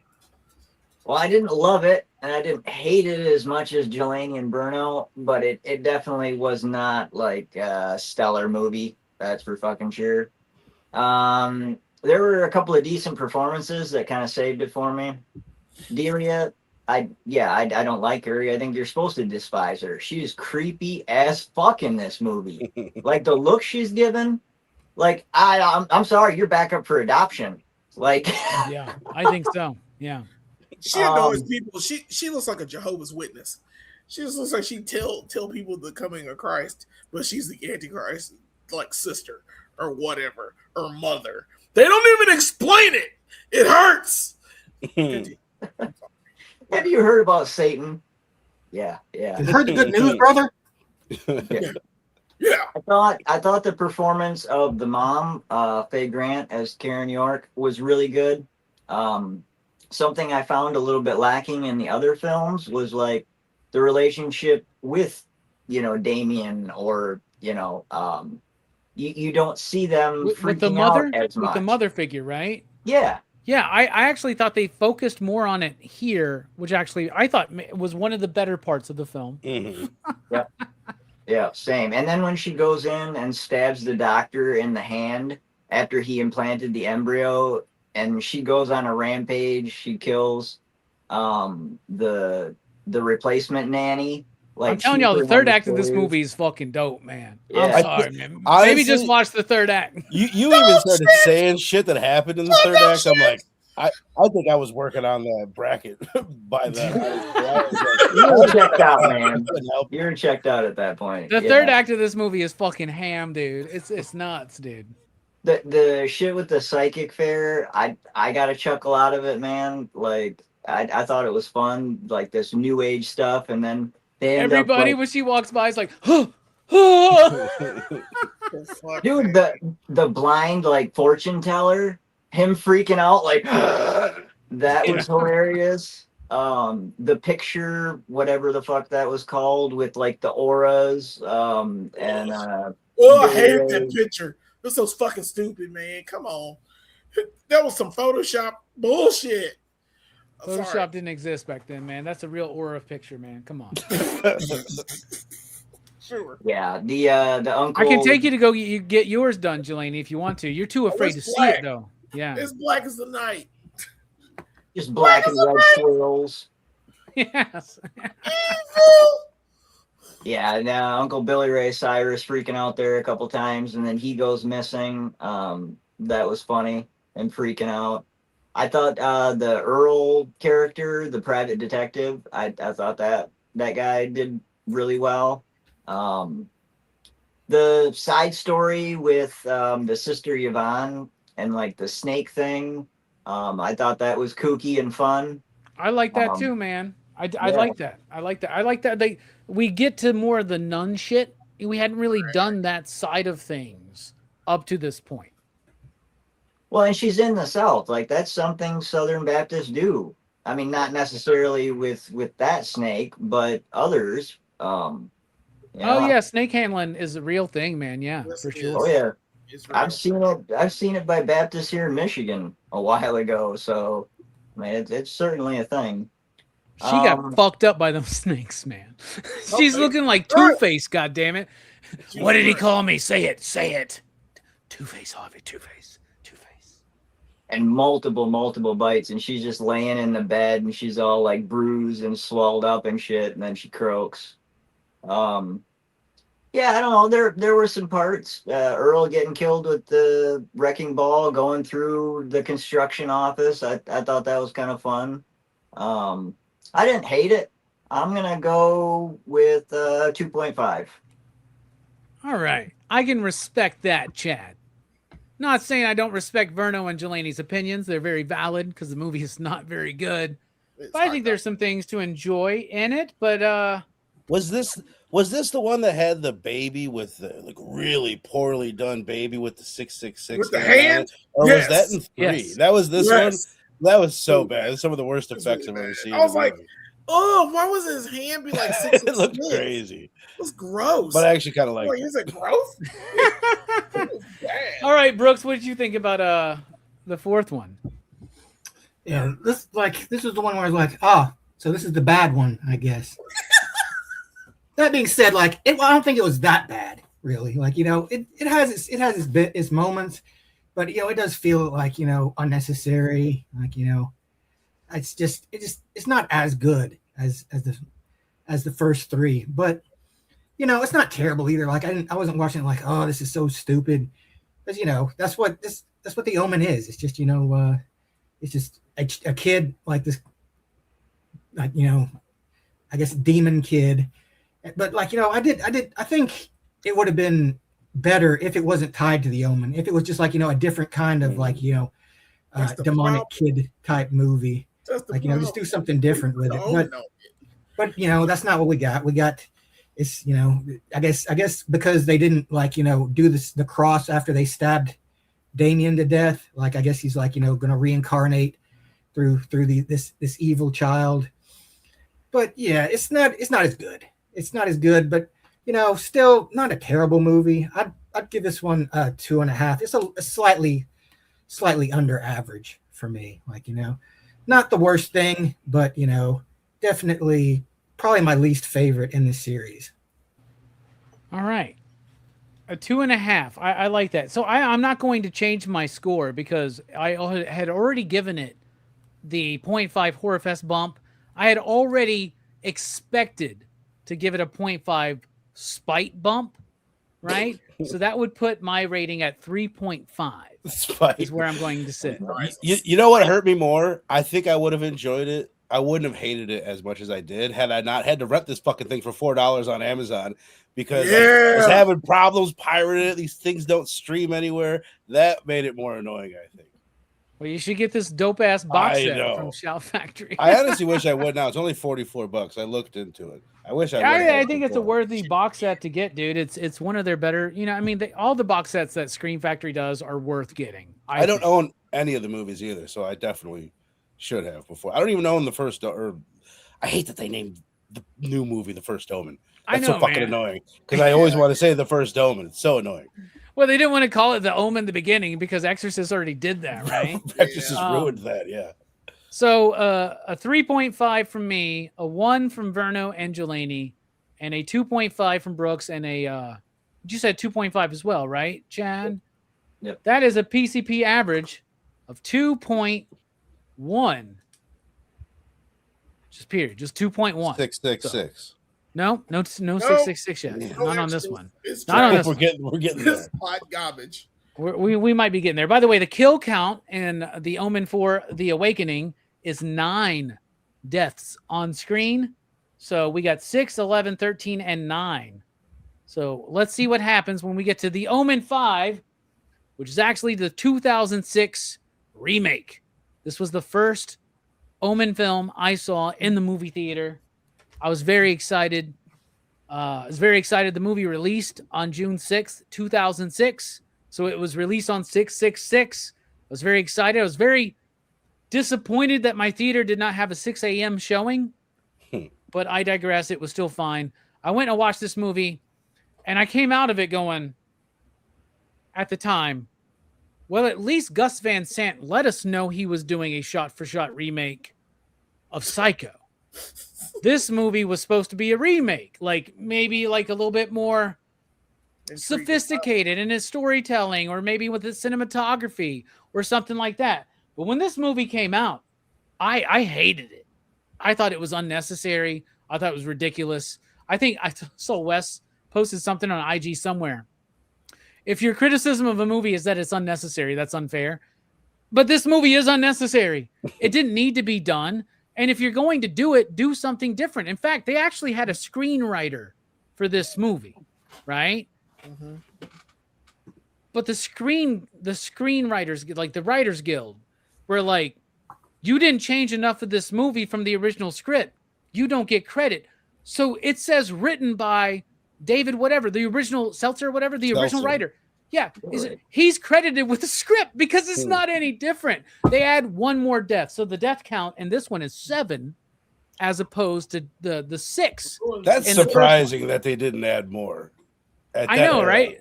And they would do like they didn't what the things they updated in this movie don't make any fucking sense. Nope. And the things they keep the same, which is most of the movie, doesn't make sense because I love Liev Schreiber.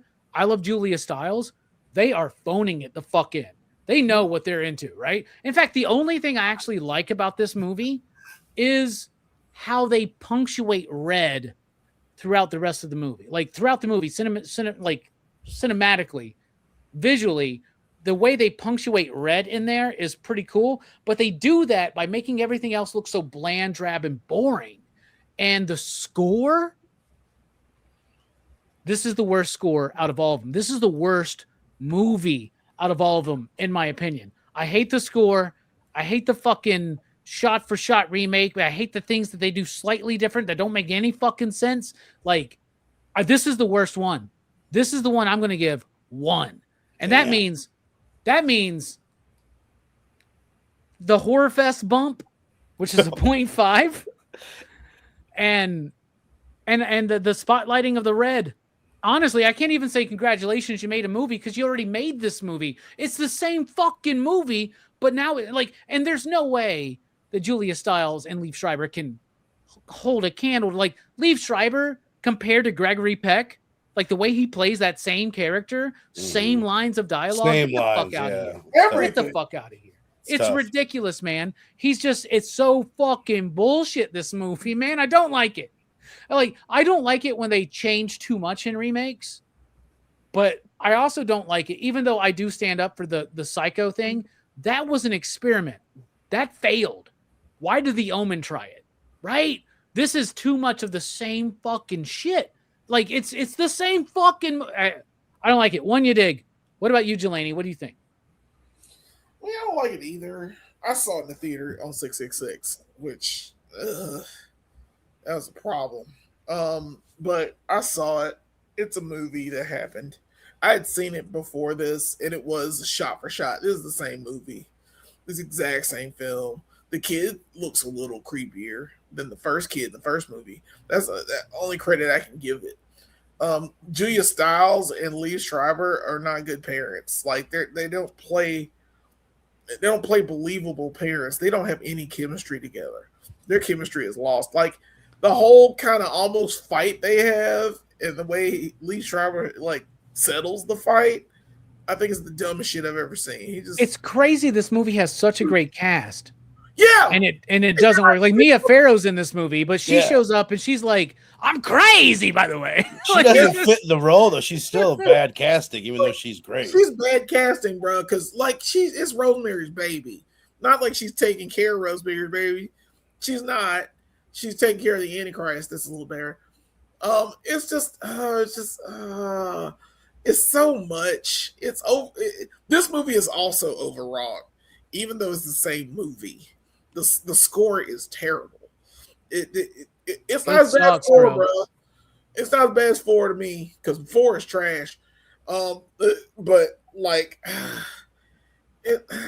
it's so, the crime with this movie is that it is boring. It is so boring. Yep. It is boring to the point where I've seen this film and I saw it in the theater and I said the same thing. It's so boring. They're not doing anything new. The photographer's decapitation was pretty cool. Yeah. I think. I like that. It wasn't better than the original though, and they were like the original killer. And one thing I don't like about these movies is everybody tries to do that fucking bit. They all replicate the same bit of something up there and like falling slowly, and I get it or whatever. They do the hanging bit. What's the worst in this one is with the priest kill, they just add falling glass with it. That's it. Yeah, I hate that. They do a similar thing so in the next one we talk about. And I'm like, I was so bored, and I hated being bored in this film because you're expecting a lot more with a remake in the early 2000s. You expect more splash kit death. You expect something else cool, especially in 2006, man. Like we're cooking. We're in the extreme era of horror making, right? Yeah, we're Scream levels. You're getting it, but it's not working. It didn't work. It feels rushed. It feels stupid. It feels boring. I'll give this one. This gets a 2. I gave it a 2. All right. It's not worth your time and effort, but it ain't 4 because 4 is trash. And that guy, the new era guy, I'm gonna mention it again. He's so 90s because he was in the Highlander TV show. He's like the friend of the guy in Awakening. Yeah, bro. I kept like.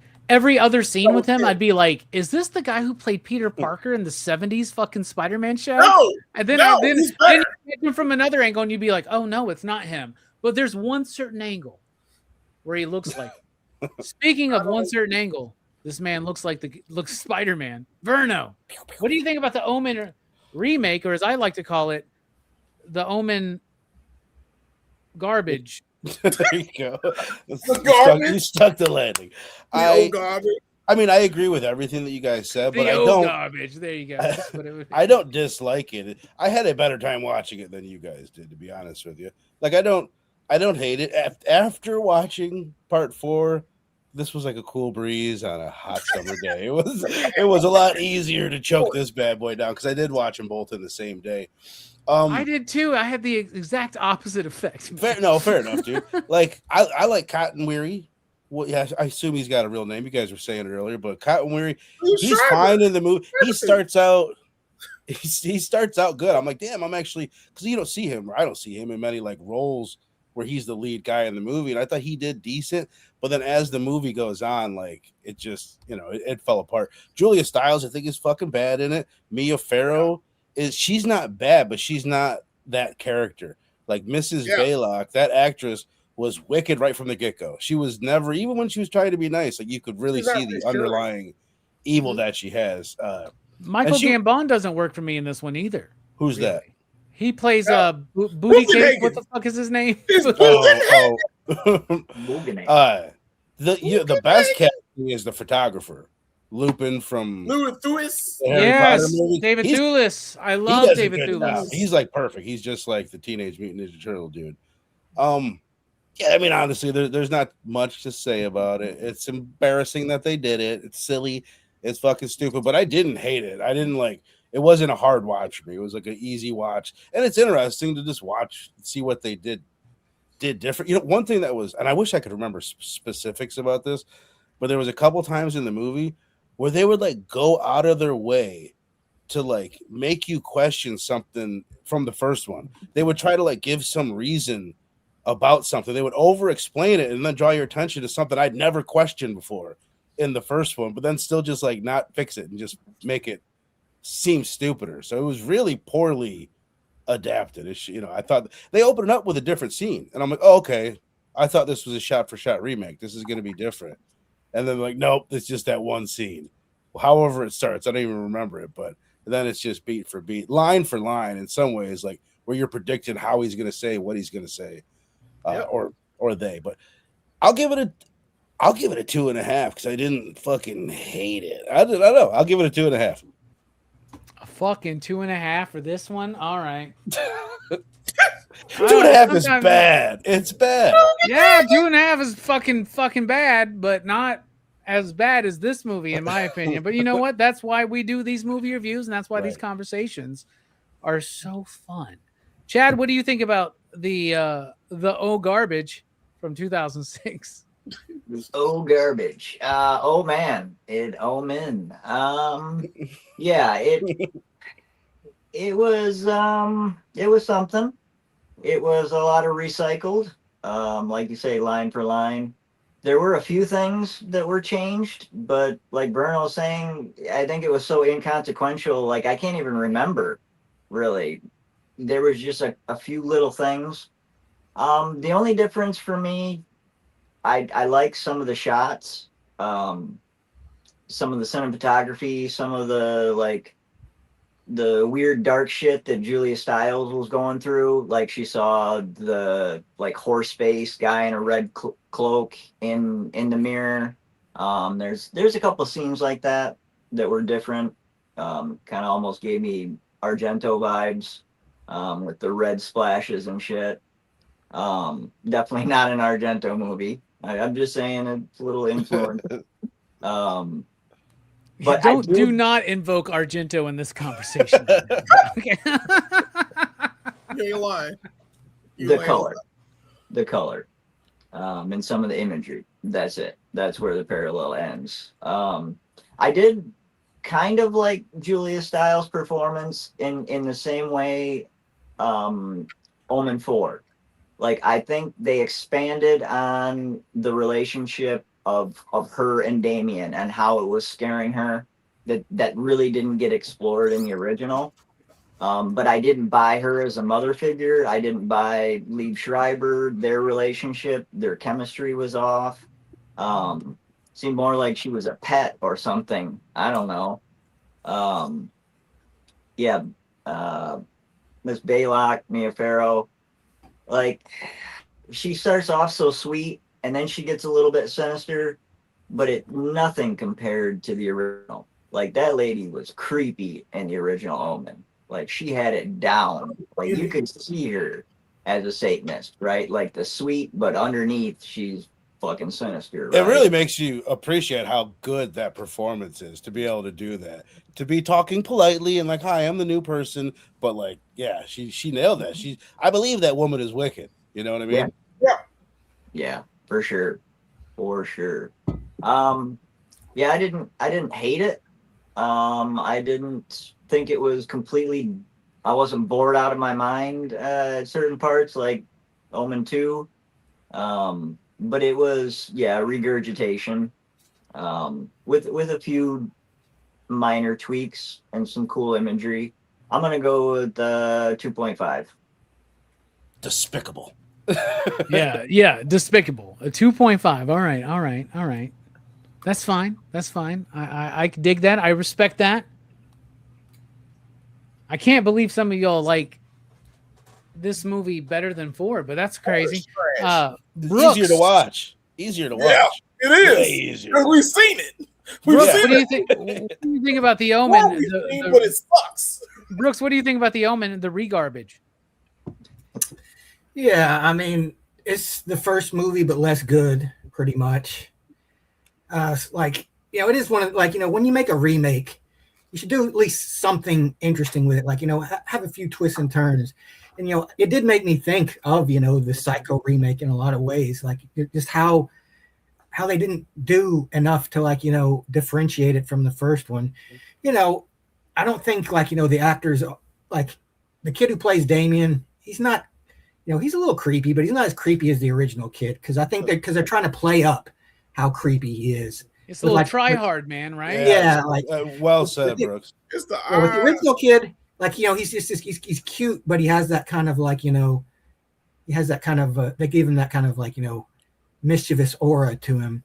But this kid is like that, where she's like mean mugging the camera and shit. Yeah, but it's just not as good. I don't know. When it comes to this one and 4, I'm kind of I kind of seesaw on which one I like less. I think on the first experience, on my first watch though, I liked the remake a little bit more than 4, but I mean that's not saying much. for it. I give it the same score as I gave 4. I give it a 2.5. You know, it's just not. It just doesn't feel necessary. It's like, you know, why would I watch this when, like, you can just watch the original one, you know? Like, it's not different enough. Like, you know, the performances aren't different enough. It's just the same movie, but not as good. This is crazy, man. So I gave it a 1. Jelani, what'd you give it again? 2. And Verno gave it a 2.5? 2.5 for the rest of us. Yeah, 2.5 for the rest. That's actually bringing us to another PCP average of 2.1. So I think we might be, I don't want to forecast where we're going to go for the next one, but I think these might be tied for our lowest ratings. I wonder where this compares with the Exorcist franchise when we did that, because that's got some highs and some really fucking low points too. It's like, do you know what I was doing when I was doing my social media posts and when I was watching? At first, I was doing a weird comparison to the Exorcist franchise on each one, and nobody was really picking up on it, I think. So I kind of went away. I even was like, I hope the Omen 4 The Awakening's better than the Exorcist The Beginning. Like, but the Exorcist is a weird ass franchise too, because like, fuck, dude, 5 and 4, which are the Exorcist The Beginning and the Dominion, the prequel to the Exorcist, are the same fucking script. Right, it's so strange. Remade by 2 different directors. It's so fucking weird, right? So weird. Dylan would give the remake a 2.75. I see that. Fable says nothing is worse than The Exorcist 2. Most people would say Omen 4 is worse than Exorcist 2. I would probably say it, but I think 4 is worse. Exorcist 2 is longer though, so that take that. Dylan, what would you give 4? What did you like better, 4 or? Yeah, Dylan, what's your rating for 4? I think 4 is worse than 2. I'm curious about 2. That. Jesus. I'm the only one apparently who likes 4 more than the remake here on the panel. I think you're the most offended by the remake, which is fine. I respect your. This remake pisses me off. I hated it then. And I was open, man. I was like, you know what? Maybe I'm gonna let it all go. I was watching it with my girl. Dude, my girl was watching. She watched Omen 2 with me. She fell asleep in the middle of it. Then I was like, hey, I gotta watch Omen 3. She's like, go ahead. I'm good. And then I was like, well, I got to watch this 4th one too. She's like, go ahead. I'm going to go sunbathe. Like, just enjoy it. And then I was like, well, this remake has Julia Stiles in it. She goes, Julia Stiles? I'll watch this one. And she goes, why are you making me watch this shitty ass movie? I was like, they're not all this bad. I promise you. 4 is a 1.5 for Dylan. All right. Fuck you too, Dylan. All right. Dylan knows what's up. I gave it a 3.5, Dylan. All right. So let's move on to the first Omen. This movie came out 2 years ago. It was April 2024. I went and saw this in the movie theater. I know that I did a review for it on Rockin' Robbie Live. I may have cut that out into its own review, and I know I gave it at the time a 3.5, right? I said, had a lot of promise. The music was great, but I felt like it dragged a little bit, and I felt like it did some weird stretchy bits. A lot of what I thought then I disagree with. I don't think it slows up too much. It does slow up a little bit for me, the first Omen, which, by the way, the first Omen, if anybody is not familiar, is a prequel to the Omen. It's about the birth of Damien, right? It was Arkasha Stevenson. She was the director. She had done work on Legion and Channel Zero and Briar Patch. This was her directorial debut. $30 million budget, $54 million. By the way, the Omen remake had a $30 million budget and made disgustingly $120 million. Jesus Christ. See, my wife, who's like 10, 11 years younger than us, when you say The Omen, that's the movie she's thinking of, which is why they remake these fucking things. Because a lot of people wouldn't go back, 1976, I'm good. Yeah. But they go see that. I was very excited to dive back into this because I remember thinking it had a lot of potential, and I really was anticipating how it would hit after rewatching the entire franchise, which I did not do before I watched this for the first time. Y'all, this is my second favorite Omen film. I liked it then, but I did not appreciate it as much as I did this time. It does drag a little bit too much, mostly during her like roommates, like what do they call it when a nun becomes a nun? She's taking her vows or whatever. I don't remember what they called that. I can't. Taking the veil. Taking the veil, right? Like that scene, it slows up a little bit, and it has like too long of an ending. It does have too long of an ending. Okay.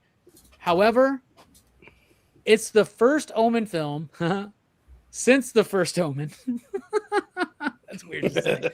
That actually has that epic, grandiose, operatic atmosphere and tone. I love it. Like I know. Here's another thing. When I first watched this film, I could tell from the trailer that the nun was the main character was going to be the mother, right? But like the whole movie is spent like trying to allude that it's not. But when I watch this movie outside of marketing hype, that doesn't bother me because I'm just in the story and I'm appreciating it. Dude, I don't know. I love this fucking movie. First of all, I said a lot of first of alls already. Another thing, her roommate chick, right, who's taking the veil and all that shit, she is hot. Man, I don't know what she is. Woo, man. I don't know what it is, man. There was something hitting me, man. But I love this film. I think it's got brilliant music. It's got really great performances, great atmosphere, great cinematography. Nuns are scary to me, bro.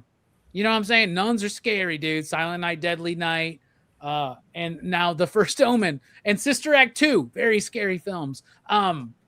I really like this film. I'm going to give it a 4.69. Bruh, is what I'm going to give it, man. Hell yeah. What about you, Jelani? Was this your first time, and what did you think? Yeah, this is the first time I'm seeing The First Omen. I loved it as well, to be honest. It was compelling. That's the best part to me. Like, it's shot like it's a 70s movie, but with 4K. And you can tell that it shows that love, those wide shots, those the practical effects that they use, the fact that it's his hand, the hand of the devil is all over like her supple stomach to get her. It's shot so beautifully. Like it's done really well. And yes, that nun could get it. She could absolutely get it. Yeah. I like how it all kind of like unlike the Omen remake, it tries to do something different. Yeah, it adds a new spin where the church is kind of like involved in this, and I actually really like that approach to it, man. I like how it's not a satanic cult. It is the actual fucking it is the actual Catholic Church, a sect of the Catholic Church that wants people butts back in the seats enough to create the Antichrist. That's funny as crap to me. I don't know why it is. I love it. Bill Nighy is my favorite character in this movie because I didn't expect Bill Nighy. My second favorite character is Charles Dance because Charles Dance is only in the movie at the very beginning. And when he has the glass shatter in the back of his head, he smiles and there's blood in his teeth. I love that scene. That's my favorite scene in the whole movie. I don't know what it is. I laughed so hard when I saw it. I was like, oh yeah, he did. When the glass fell, I was like, how'd he die though? What happened? Oh yeah, chuck his head out. It's so gorgeous. I love the girl that's in the film. She's a great. She plays fear very well. Her possession scene is probably one of the creepiest things I've seen in a long time. That birth is one of the craziest things I've ever seen. It is so impressive. I'm sorry. This movie is, I like it just like the first movie. The first real Omen movie and then the first Omen. So you like the first Omen as much like the way you like the first Omen? It could be as much, if not. Fucking so annoying. Oh, we need to retroactively change the name of this movie. It really, I hate it's the first. So annoying. Omen -1. Like, why are you doing this? 0 issue 0. It's so good, man. I really like it. I like how she like the Paulo guy she meets, and like he's there, and she gets hit by the car, and she's holding him and pulls him away. So it's kind of funny though at the same time. It's so funny. Shit, man. She takes way too long to notice the lack of weight. It's What? the goriest of all the It's the movies too, goriest, really, yeah. right? Maybe. Probably goriest, but I don't know if it's like It's 3 not feels the darker. glorious, it's the You know what I elevator. mean? Yeah, 3 feels darker. That's that. I don't know. This is pretty fucking dark, man. This is For pretty sure. dark. For sure. I like. There's so much I love about this movie. I was shocked because I saw it yesterday, and I'm still thinking about. I was like, I gotta watch that again because like the only contradiction that I don't like in this film. It's the only thing that I really have problems with. Well, two. I'll take it. I'll give you two. One, technically, he's not born of. Damien's not born of a jackal. She's not a jackal. Yeah, She's okay. not a jackal. Like, she was a jackal during the whole movie. But it was an actual beast that was fucking her. Yeah, it was a beast, but it wasn't a jackal. Well, beast or the devil? Was it the devil that was fucking her? Well, I'm thinking they did the jackal. Yeah, it was the devil. Well, you see, like when it's burning up, you see that it's got the form of like a dog, like a jackal or right. something. What I'm Wouldn't saying you is think that- the devil would be like, "Oh, fire! I love fire." That's like kind of my thing. but the Why is he whole- so I upset don't. about I it? don't think it's the actual devil. I think the devil is Okay. a spirit that is manifesting in physical objects, like the Holy Spirit. Fair enough. Well, they said the mother was the devil in the first movie. The mother's the devil, or the jackal in the movie. That was a crazy fucking priest, though. That was all like, ah, who, by the way, is in this movie, played by the Yeah. guy from The Witch, Which right? is cool. Hold on. There's Remember this- in the Omen, there's a kind of a scene that's in this one and the shitty remake where they take the tomb and push it away, and there's a fucking jackal in there. That's right. What I'm saying is, okay, it wasn't a jackal. I get it. It's a real woman that birthed this baby. But the fact that she kills Bill Knighty and she goes against the cult sect, I think they just wanted to say that it was a jackal. Even though Brennan should have been there that saw it. I didn't see that Brennan was there for him to be like, I seen its mother. Yeah, I've seen its mother. it's a prequel. It's like a prequel. Yeah. Right? Like, so it's like it's because it's obviously trying to set up future movies by the end of the ending, but it's Right. not. They're not going to get more movies. What would they call that fucking movie, by the way? The second Omen? Like, you know what I'm saying? Dylan is saying it's the jackal that impregnates Margaret. Who's that? Is that the girl? Margaret's the woman, yeah, who Margaret's births the- Damien. Yeah. That's his mother. It Oh, is the that's the- jackal that the lead. but in the original movie, they do say he was born I from a saw jackal. his mother. Yeah. Yeah. Born of a jackal, And kicked out of a they say jackal. too. And Brennan sees it. Brennan sees it and freaks out because he's like, I've seen its mother. I've seen its mother. You know, and he needed to calm the fuck down and just be honest. Be like, hey, I've seen his mother, but it's a jackal. Life goes on. We need to kill it. We kill it with fire and stab it. Well, we're also seeing that he wasn't actually there during the birth He or wasn't. the insemination. So all he knows is what they were told. It's kind of like Verno, the Wicker Man, right? Where they bury the hair in the girl's grave, right? Where it's like, it's almost like symbolic Yeah. and ritualistic or something. Right. Because the mother, the cult probably hates because they killed Bill Knighty. He killed Bill Knighty. So they're like, yeah, I was born a jackal. And then they got a jackal and killed it and threw it in there. And that's just to throw whoever off. That's fine. That's the only, the other contradiction that I had that was a problem to me was that basically, like, this happened. This is all a thing. But it doesn't, you know what happens in the final conflict. And it's so, it's so anticlimactic. And you're doing all this stuff to show how horrible this child is. But unfortunately, it ends like the dumbest way possible to me. And Jesus shows up. Jesus should have shown up, sure. But he should have been stabbed in the back. Ha! Yeah. They should have done the 7 stabs and just been done with it. And just got him all at once. And they didn't do any of that for that movie. But you see all of this happen. You see all these prequels. You see all the shit. But you know that Final Conflict exists.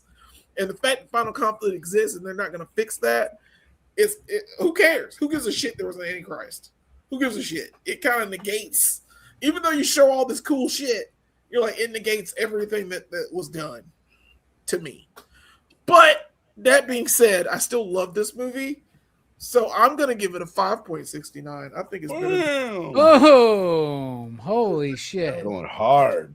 5.69. And Dylan, we really appreciate you copy and pasting your Google AI responses.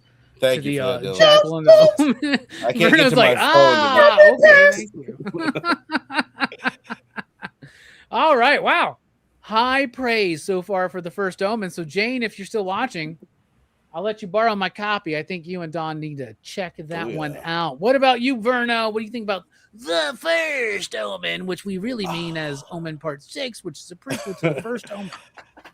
Like you, I'm not pretty sure. I'm definitely sure. I went to the theater, saw this, and is like, I think the only like solo movie review that I've ever done on YouTube. I did it. Like I came out of the theater, I did the review. I think I gave it a 3.5 or maybe even a 4. Like I liked it. I thought it was surprisingly good when I saw it. I still like it. The biggest things that it does well, the cinematography, which you guys both mentioned, is top notch. Probably the best shot movie in the franchise, even better than the original. The music, like correct me if I'm wrong, but we never hear the Ave Santine until like Damien is birthed. Right? Yeah, it only does it at the end.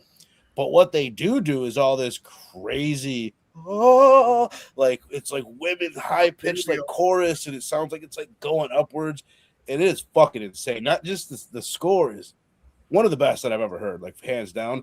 The score, by the way, is Mark Corvin, who did something I know. What did he do? He did the music in Cube, The Lighthouse, and The Witch. Okay. The fucking witch. Okay, that makes sense because the witch does the same thing with those howly. It's a very I thought of the witch while watching this, and not only that, but the soundscape or whatever. There are some wild moments, like what they do crazy shit with the sound.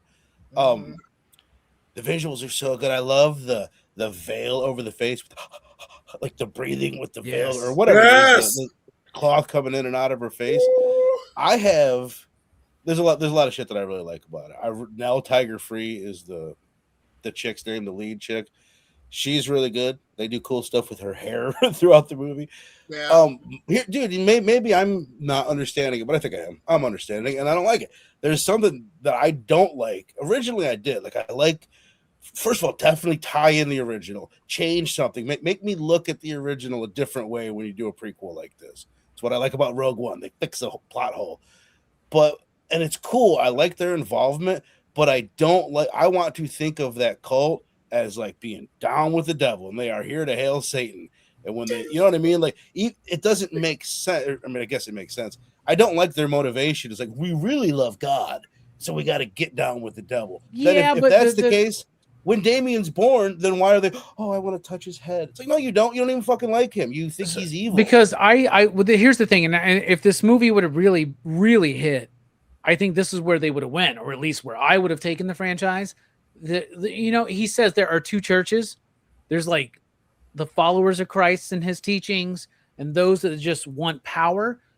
I feel like I think I love the idea that there is the satanic cult who is within the church, right? Like they're even within the reasoning to get other people on board is we need to bring people back to God. I would have loved that. Like that. But I also love the idea of going forward of seeing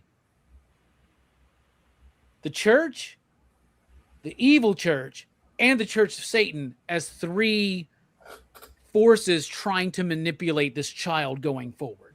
The Father, right? The Son, and the Holy Spirit. Like, I'm with you. I want to point out, sorry, I have a fucking hair in my mouth. It's bugging me. That's disgusting. I apologize. Okay, I'll work out that. Normally, this movie, what am I trying to say? Like, some people will complain, like, oh, they did that in that movie. They did that in that movie. Like, that sucks. I don't mind that as long as you do it well. This movie very much feels like they took three distinct movies and they put them together and they made this movie. They took Suspiria, where you've got this American going to a foreign land. She's living in this place, and there's this cult. There's this witchy shit going on. She even walks into a door that has wallpaper on it, sneaks in and sees them doing witchy shit. Straight out of Suspiria, all that. They take Rosemary's Baby, where you're going to get banged by the devil, you're going to have the devil's baby. Straight up. Pull that scene. And then the scene that you referenced, Jelani, I don't know if you've seen it. Robbie, I know you've seen it because I sent you a copy of it. Possession. One of. Oh, yes. One of the greatest horror movies of all time. She does that flopping around, flailing around, and having a baby blood mixed in with yellowy, oozy shit. That is ripped right out of that movie. And it's like one of the most iconic scenes in cinema. The way that the chick does it in Possession you'll make you think like, damn, you could have went harder in this one. Like, she goes fucking nuts. And don't get me wrong, it's cool. When I saw it in the theater, I was like, wow, I get this reference that I bet most people are not going to get when they see that movie, because most people have not seen that movie. But it does, like, it feels like it's a little bit too much. It's just that scene right out of that movie. It's a little bit weird. Having said all that, I do like it. I like it a lot, but I think I like it a little bit less than you guys, because it bugs me that they change the motivation for all that. They could have done better with that. I'll give it a 4. I think it's the best Omen movie in 40 fucking years. So that you say a lot for that. It's crazy that they knocked out those first 3 before 1982, and that they went all this time with only having the remake between then and now. So I want them to do more. And I'm curious about this filmmaker. I'd like to see more of his films for sure. I don't even know who he is. You probably. I think it's a her. It's Stevenson. Oh, never mind. Ugh. No, I'm just joking. All right, Chad, what do you think about the first Omen? Not the first Omen film, but the movie called The First Omen, which is a prequel to the first Omen. The prequel named The First Omen. I love this, man. I was not aware of this film.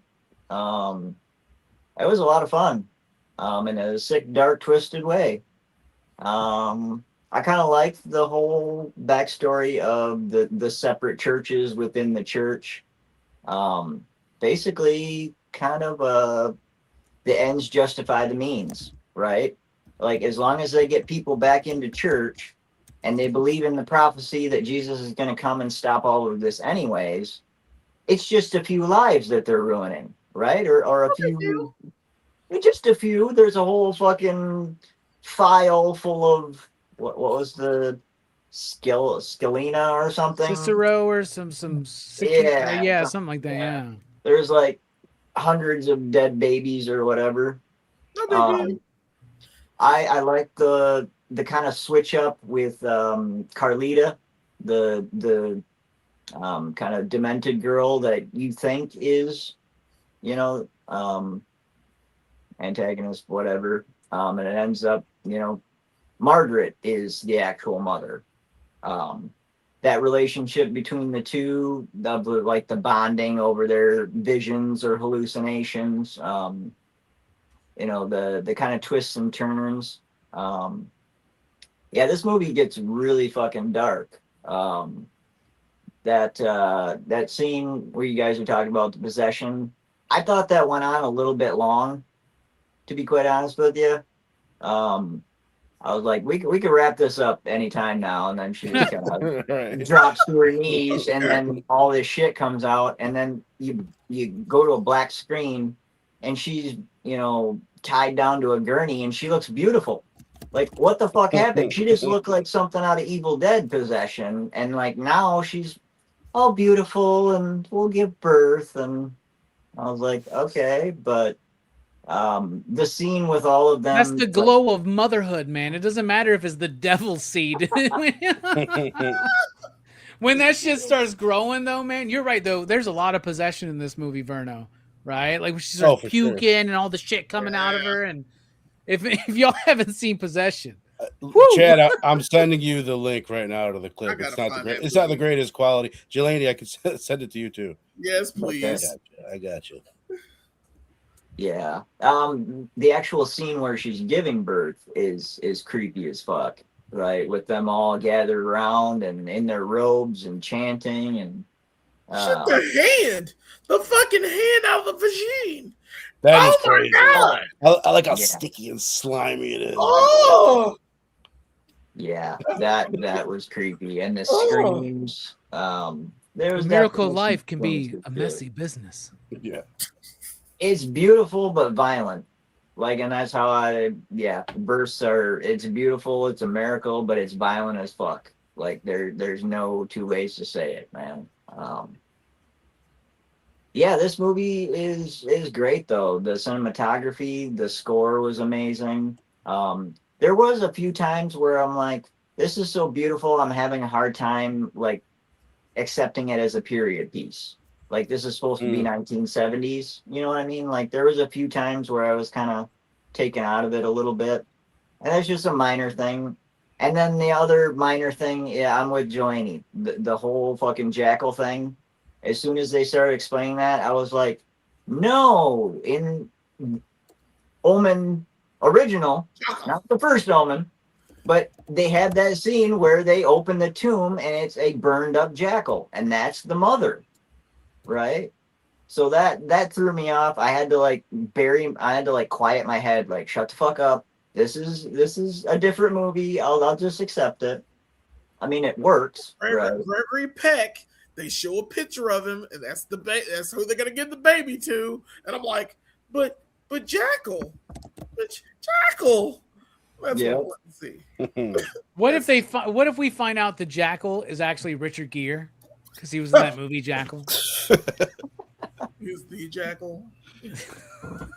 Or the jackal is like a they them hermaphrodite, and you know, I don't know. That's even more convoluted, but so what do you rate this film, Chad?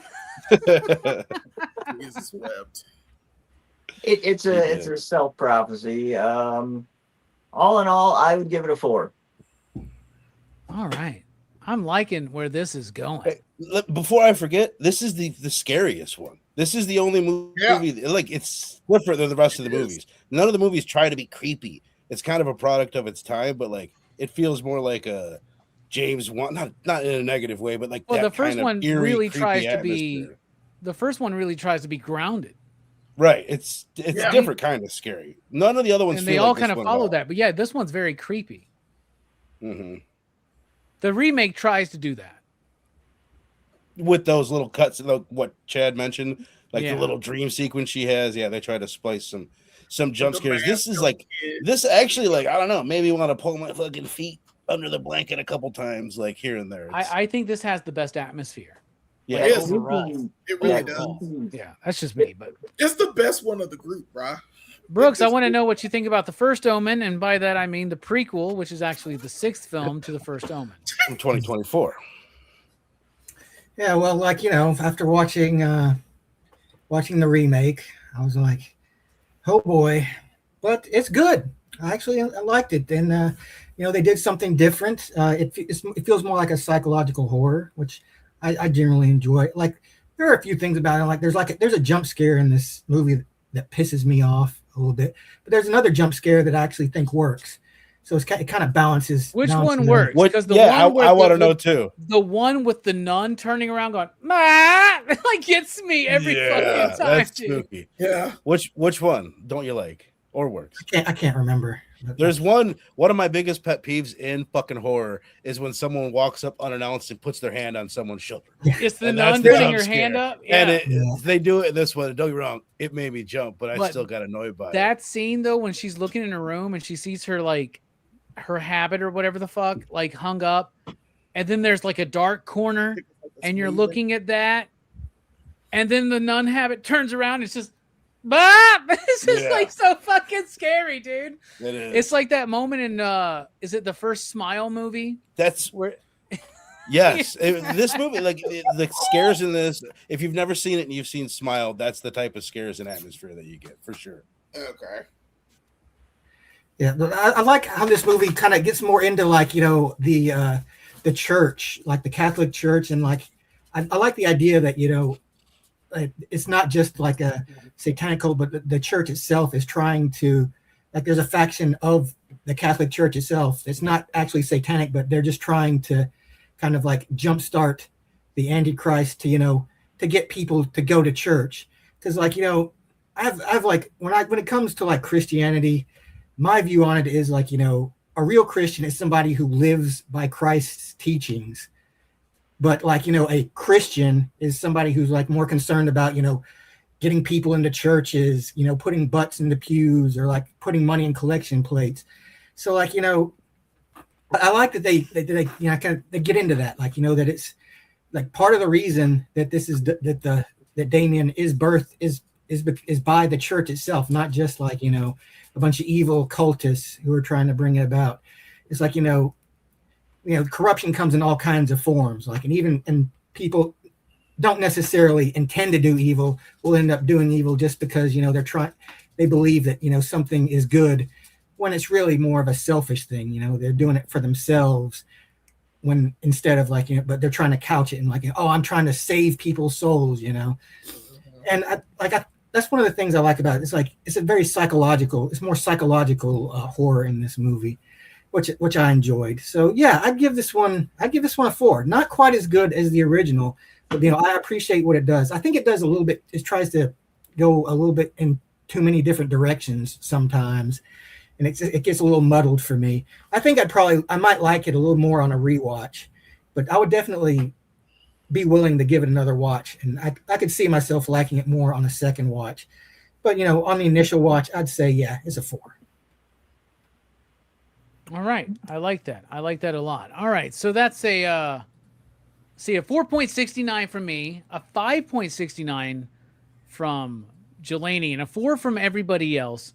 That is a PCP average of 4.4765. Oh Man, that's blue balls right That's there, dude. crazy, man. It's crazy how that works out. All right, so let's look at this. That means from worst to best, we as a collective here at PCP would rate these films as such. The remake and Part 4, The Awakening, at the bottom of the list. Next up would be Part 2.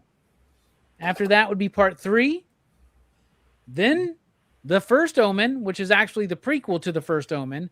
And at number 1, we would have The First Omen, which is not the film The First Omen, but the actual movie The Omen from 1976. So I'm going to do something. What's the kill count? Did you do it? Sorry. For The First Omen. The First Omen kill count is 6. Oh, I'm sorry. Which is appropriate. It's also the kill count of The First Omen. This is one of my favorite bits. Yeah, me too. So it's like that's actually a total kill count of 52. So we're starting Horrorfest off with a kill count at 52. But Matt from Heroes for Hire Comic Club is going to put an asterisk behind that because he doesn't want to count the remake. I say we count the remake because it has one more kill. It's a whole other movie. It's another reality. But here's what I want to do. We've never really done this. Let's put our PCP averages together and see what our PCP rating for the franchise would be. So for the first one, we did 4.969.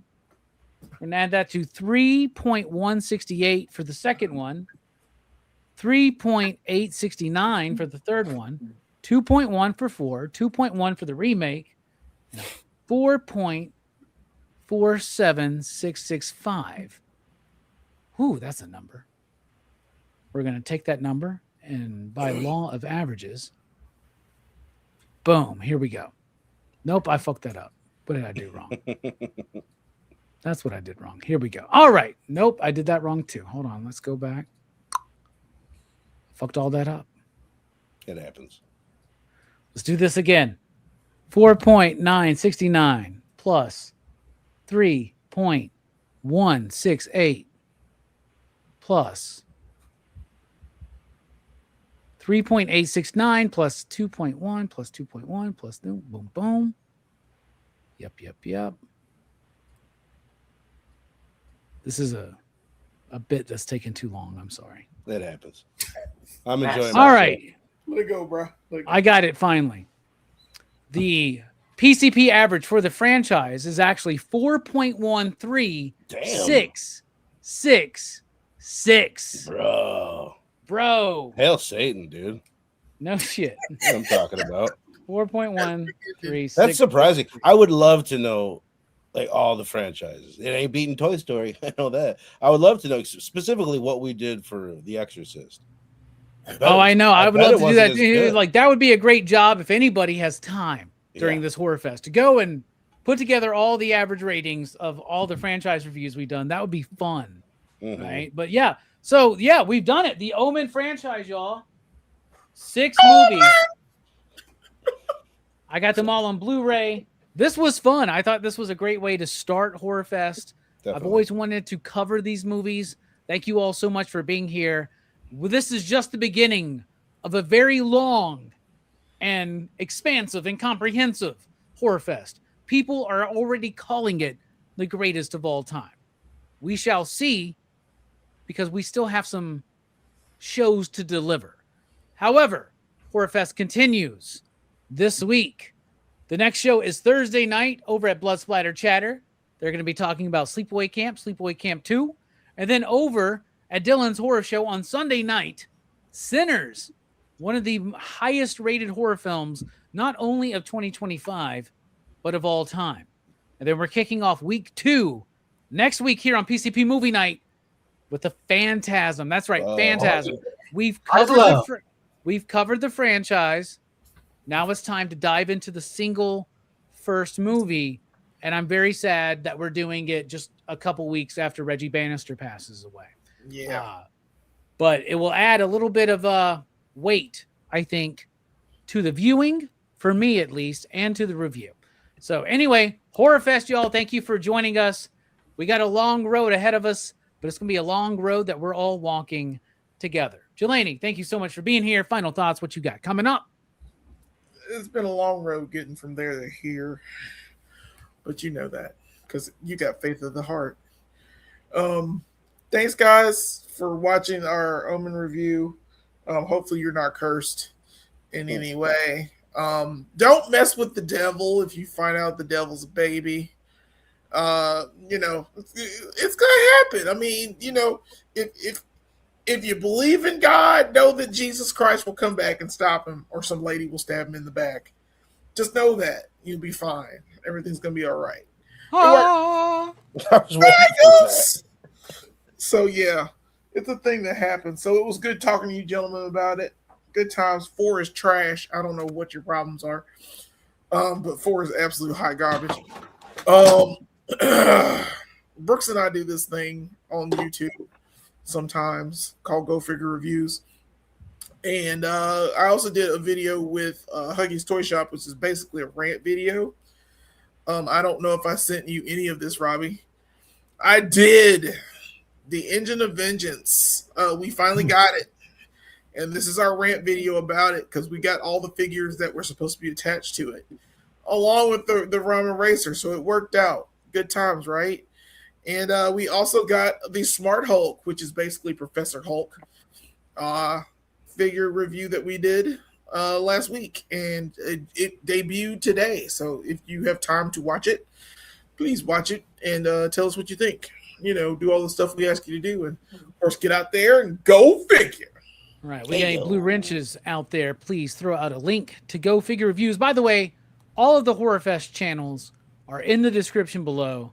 Do me a favor, make sure that you are subbed up to every single one of them so that you don't miss a single one of these Horrorfest shows. 69 movies, y'all, from now until Halloween.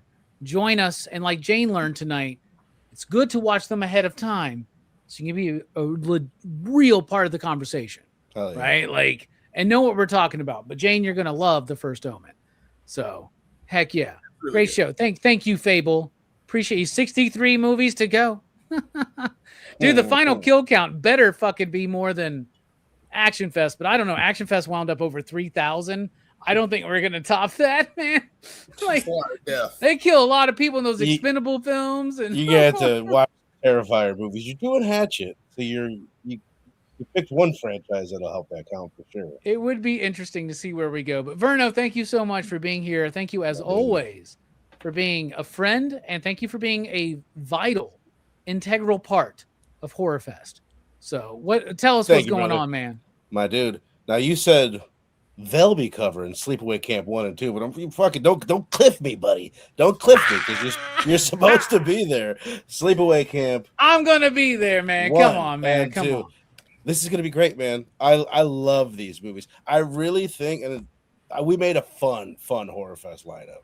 There's some heady, there's some fucking deeper movies in there, but looking at it, there's so many fun movies on our particular Horrorfest. I'm sure everybody in general, but these two of my favorites, man.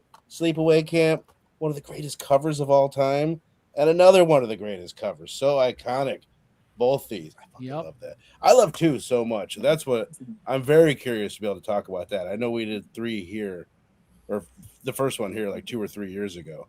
But I can't wait for it, man. Thursday night, 8 Central Time, Blood Splatter Chatter. Be there. Good times. I will be there as well, y'all. In fact, I will be there for the entire first week, man. I was here tonight. I'll be there for Sleepaway Camp 1 and 2, and I'll be there for Sinners on Sunday night. I think Verno's going to be there for Sinners as well, right? Same, yeah. I should have said that. I'll be everywhere on the first week. I can't wait, man. Dylan, I miss you. It's gonna be heck yeah. It's gonna be good to be back, brother. Dude, I have not seen Sleepaway Camp 2 in over 20 years, so I'm very, very excited. I don't own it, so I'm sure. Hopefully, it's streaming somewhere. I'll get a hold of it. But that movie poster or the video, the VHS art, I should say, that pulled me in. That was the first Sleepaway Camp movie I ever watched. We surrounded, and I was confused to say the least when I first watched it as a kid. Same, dude. I watched 2 first because of the cover, man, which I think so many people did. Hell yeah. Chad, thank you so much for joining us and for being a part of Horrorfest. You're going to jump in with your channel in October, but you're going to be on a lot of these shows throughout. So thank you. What you got coming up, man?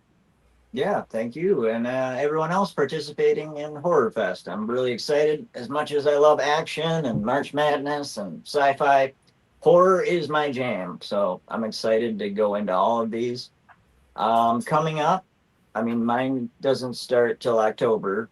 I got a bunch of shows coming up and stuff, but you'll see me on other channels participating. Tomorrow, I'm on Blazing Saddles. I'm over on Heroes for Hire Comic Club. Thursday, I am on the 1011 with Gary B, the casual comic guy. Friday, I will probably be on Toy Quest 101 for Collectors Assemble Live. I've dropped some shorts. I'm also working on, I did a bunch of interviews with statue companies at StatueCon. Why does that he drops some shorts sound so sexual to me? You dropping shorts? Yeah. Dropping shorts. Dropping trowel. We're dropping shorts and ripping shits around here, man. Let's go.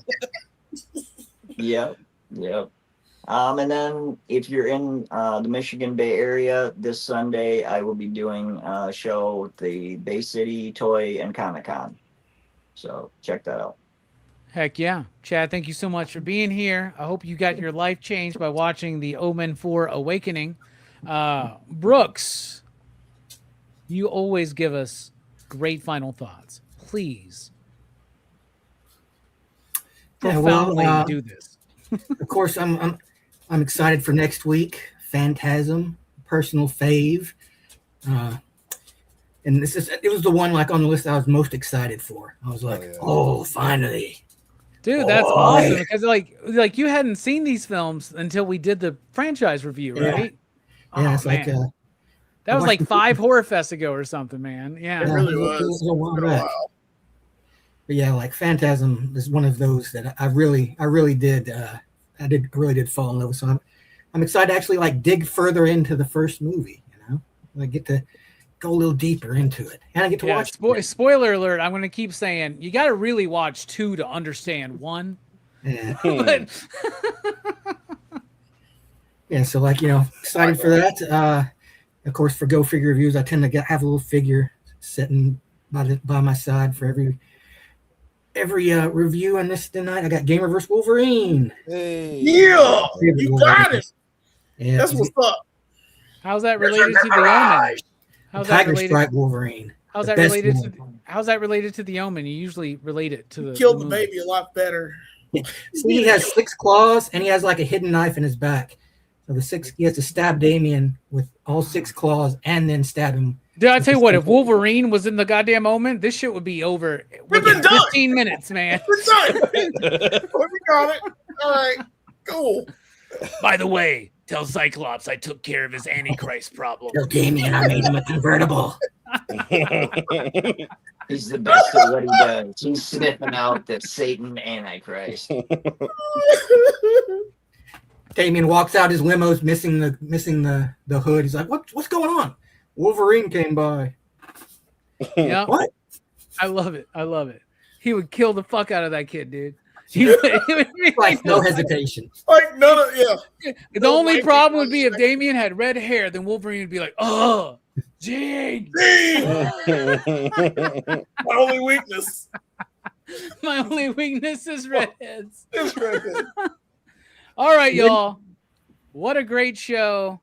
Wrapping up the opening of Horrorfest, but we'll be back Thursday night over at Blood Splatter Chatter for Sleepaway Camp 1 and 2, Sinners over at Dylan's Horror Show, and then next week here on PCP Movie Night with Phantasm. And y'all, it only gets better from that point going forward. And for my final thoughts, I'm just going to go, oh!